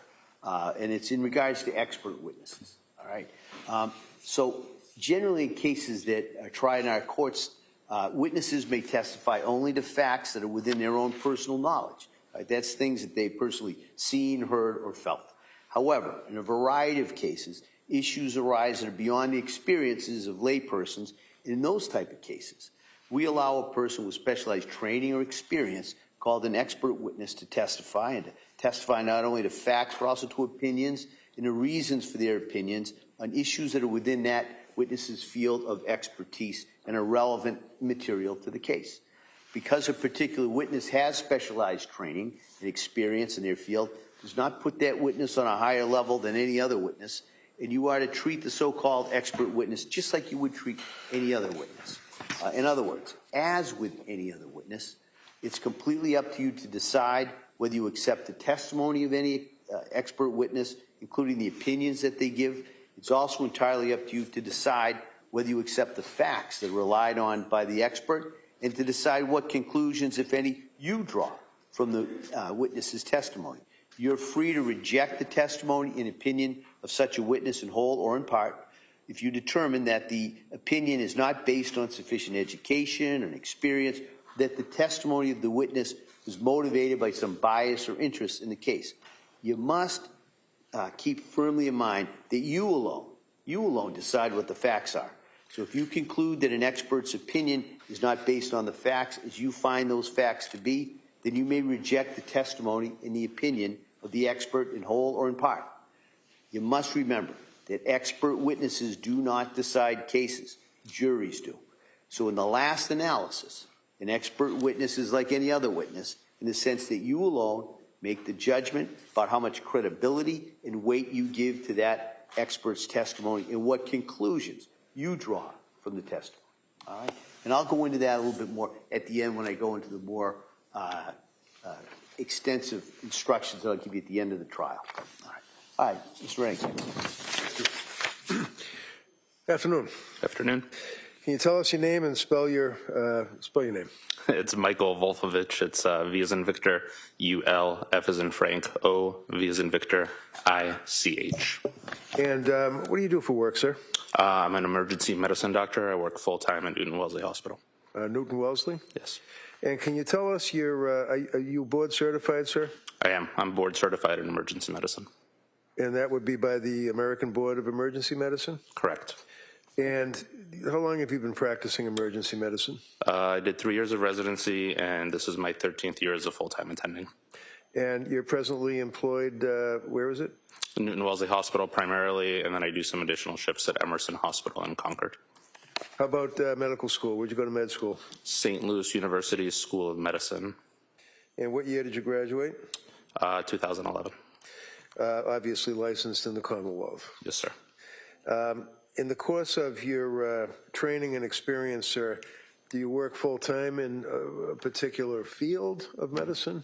Just emergency medicine. So basically we see any and all comers, anything from ankle sprains to traumas. Okay. Did I ask you to review some documents regarding this particular case involving Lindsay Clancy? You did. You asked me to review the... Very what you reviewed. Oh, sorry. You asked me to review the photos from the crime scene and then the emergency medical records from South Shore Hospital, Brigham and Women's Hospital, and then the records from her hospital stay at Brigham and Women's Hospital. So in reviewing all of those various hospital records, sir, you're aware that on January 24th of 2023, she initially was transported to South Shore Hospital. Is that correct? Yes, sir. And can you tell the jurors what's treatment she received at the South Shore Hospital briefly? So she arrived with a GCS of 10, meaning she was not really very responsive. Let me interrupt you just because that, what did you say, a G6? GCS, Glasgow Coma Scale. Okay, slow down, because I don't understand. What is a GCS? It's a Glasgow Coma Scale. It's a series of things that we look at to determine how responsive somebody is, you know, whether their eyes are opening spontaneously, whether they're able to speak on their own, and whether you're able to understand what they're saying, and then how much, if at all, they're moving, whether they're moving spontaneously, whether they can follow commands, that kind of thing. Okay. So the Glasgow Coma Scale GCS of 10, what does that tell you as an emergency room doctor? Tells us that she was not very responsive on arrival. It sounds like she was not speaking intelligibly, and the doctors at South Shore Hospital were concerned about her ability to maintain her own airway and made the decision to intubate her, which means putting a breathing tube down her throat into her lungs and placing her on a ventilator and sedating her. Was she also, what would be, I guess, referred to as hypothermic? She was. What does that mean? Means that her body temperature was below what's considered normal. So in her case, her core body temperature was, I believe, 82.1 degrees, which would put her into severe hypothermia. And did you note that she was tachycardic and hypotensive? Yes. What did that mean? So it means that her heart rate was above 100, and hypotensive means that her blood pressure was below what is considered normal. And South Shore Hospital, were they able to stabilize her? It sounds like they were able to stabilize her by placing a breathing tube in her neck, in her throat to help with her breathing, and then they basically proceeded to obtain a bunch of imaging, started her on medications to sedate her and artificially raise her blood pressure. They started working on rewarming her, and then in conjunction with the trauma team there, they made the decision that she would be better served at a hospital with a higher level of care. Okay. And can you tell us what the injuries were that she presented herself with to the South Shore Hospital? So there were multiple injuries. She had lacerations to bilateral wrists. When you say lateral, what does that mean? Bilateral, both sides. So she had a laceration both to her left wrist and to her right wrist, and then multiple superficial lacerations as well. And then she also had multiple superficial lacerations to both sides of her neck, the front of her neck, and 2 deeper lacerations to the sides of her neck. So when you say superficial lacerations and then deeper lacerations, do you recall what's the standard? What do you look for in something like that? So it's tough. Everybody will describe them a little bit differently. In her case, I would describe multiple superficial lacerations, which would typically mean kind of scrapes on the surface of the skin, nothing that actually gets through the full thickness of the skin. And then she also had full thickness lacerations, meaning that she made it all the way through the skin into the subcutaneous tissue, the fatty tissue. And then you would need to describe it further if any additional structures were injured, which in her case they were not. Now, in your experience for a number of years in the emergency room, have you had occasion to treat people that have tried to commit suicide or successfully committed suicide by cutting their throat? Multiple times. Multiple times. And can you tell us, in your opinion, to a reasonable degree of medical certainty, sir, as to whether or not this injury or these injuries that you observed were consistent with what you've seen in other suicide attempts? Sustained. Well, can you tell us, did that look like an effort to pretend or fake a suicide? Sustained. Well, when you looked at the injuries, did you make a determination that they appeared to have some impact on the human body of Ms. Clancy? Yes. What was that? They were consistent with self-injurious behavior. The intent, I can't gauge, but Anything further? Okay. Next question. Yep, thank you. How about the wrist? What did you observe about the wrist injuries, sir? So she had 2 full-thickness lacerations, one on the left and one on the right. What does that mean? Means that she made it all the way through the epidermis and the dermis, which is what makes up the skin in the wrist, and into the fatty tissue, which is the next layer. Okay.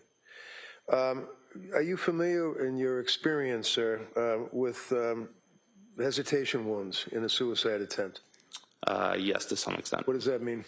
Means typically that they're more kind of subtle, weaker attempts to hurt yourself, not necessarily anything that's going to be deep to the structures of the skin, but more just scrapes along the surface. Okay, and you noticed some of those on the neck area as well, is that correct? There were multiple of those on both the neck and the wrists. As it relates to the injuries to the wrists, did you observe any vascular structures or penetration of the cervical, the fascia? There was not. Okay. What other injuries did you recall from reviewing the medical records? So she also had multiple fractures in her cervical spine, which are the vertebrae that make up her neck, including what's called a burst fracture of C1, and then other fractures of C4. She also had fractures of multiple levels of the thoracic spine. I believe she had multiple transverse process fractures on both the right and left. What does that mean, transverse fractures? Transverse processes are lateral projections, basically projections that go sideways off of the bone that allow the ribs to articulate, connect with the spine, and they also allow muscles to connect, and they help support the basically overall ring structure of the spinal canal. And was she then transported by med flight or life flight to a Boston hospital? She was. What does that tell you as an emergency surgeon when someone's transported by med flight or life flight? Typically means that her injuries are felt to be severe enough that she needs immediate intervention and further treatment, that the hospital that is basically necessitating the transport is saying that they cannot provide at their facility. She was then transported to what hospital? Brigham and Women's Hospital in Boston. She was admitted to what unit? Surgical ICU. And you had a chance to review all those medical records as well? I did. Did she suffer a particular event that night that you recall from looking at the records? She did shortly after arriving in the surgical ICU. It sounds like they were moving her, and when they moved her, they noticed that her blood pressure dropped, her pulse became faint, and subsequently she actually suffered a complete cardiac arrest and required 2 rounds of cardiopulmonary resuscitation with compressions and medications before she was able to be revived. And she also, to your knowledge, had suffered significant hemorrhage and had to have a fairly massive blood transfusion? Yes, they placed chest tubes, which are basically plastic tubes that go into the chest cavity on both sides, and had about 300 cc's of blood come out from each side, and there was also noted to be significant hemorrhage around the spine and into the mediastinum, which is the portion of the chest that houses a lot of the organs like your esophagus, your trachea, blood vessels, that kind of thing. Now, if there's a fracture or a serious fracture to, I believe it's C1, does that interfere possibly with a person's ability to breathe? It does. And how does that work? So if you have a fracture that affects the spinal cord above a certain level, typically above the 3rd cervical vertebrae, it basically removes your ability to initiate breathing on your own. Your 3rd, 4th, and 5th cervical vertebrae, the nerves that lead from there, are the ones that are responsible for telling your diaphragm to go up and down and help you breathe. And so if you lose the ability to send that signal down to your diaphragm, you lose the ability to breathe. Now, as it relates to your review of the medical records and review of the history, are you aware of the mechanism of the injuries that she suffered that you just described for the jury? I am. Tell us what that was, to your knowledge. That she went out of her second-story window. And going out of the window, obviously, did she strike the ground, or? She did. And that caused the injuries, the mechanism of injury? Yes, it's consistent with all of her injuries. Now, with your experience, sir, with, as you indicated, dealing with people in the emergency room and treating people that have been involved with sequential acts of self-harm, do you have an opinion to a reasonable degree of medical certainty as an emergency board-certified physician as to the effect of the combination of the multiple sequential injuries that you saw? Objection. Can I see counsel at sidebar? I'm just. I can withdraw it, Judge. I'll withdraw it. Just thank you very much. No questions. All right. Thank you, Doctor. Thank you.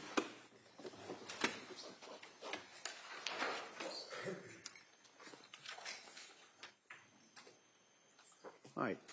Counsel, now could I see it sidebar? Okay.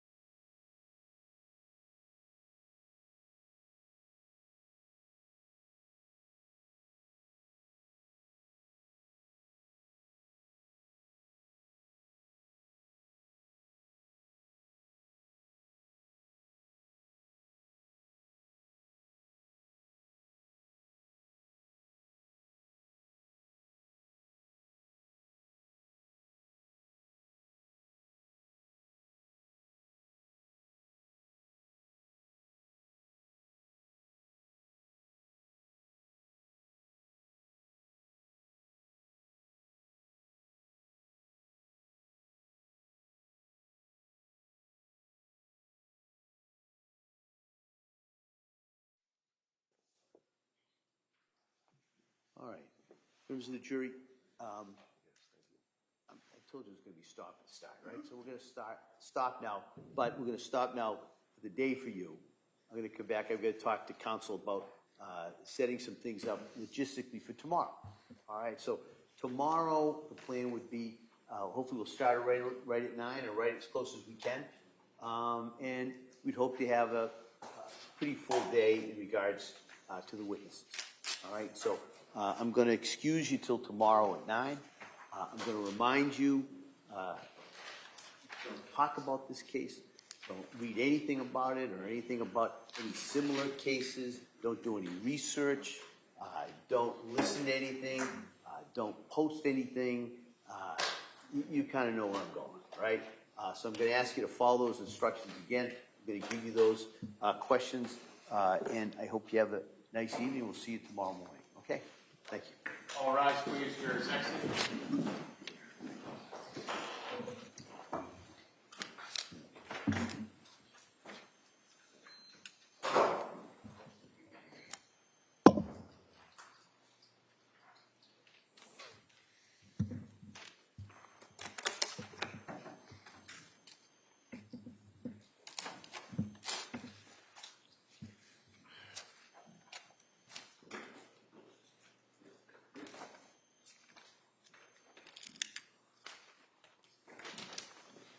Jurors, the court of this court's in session.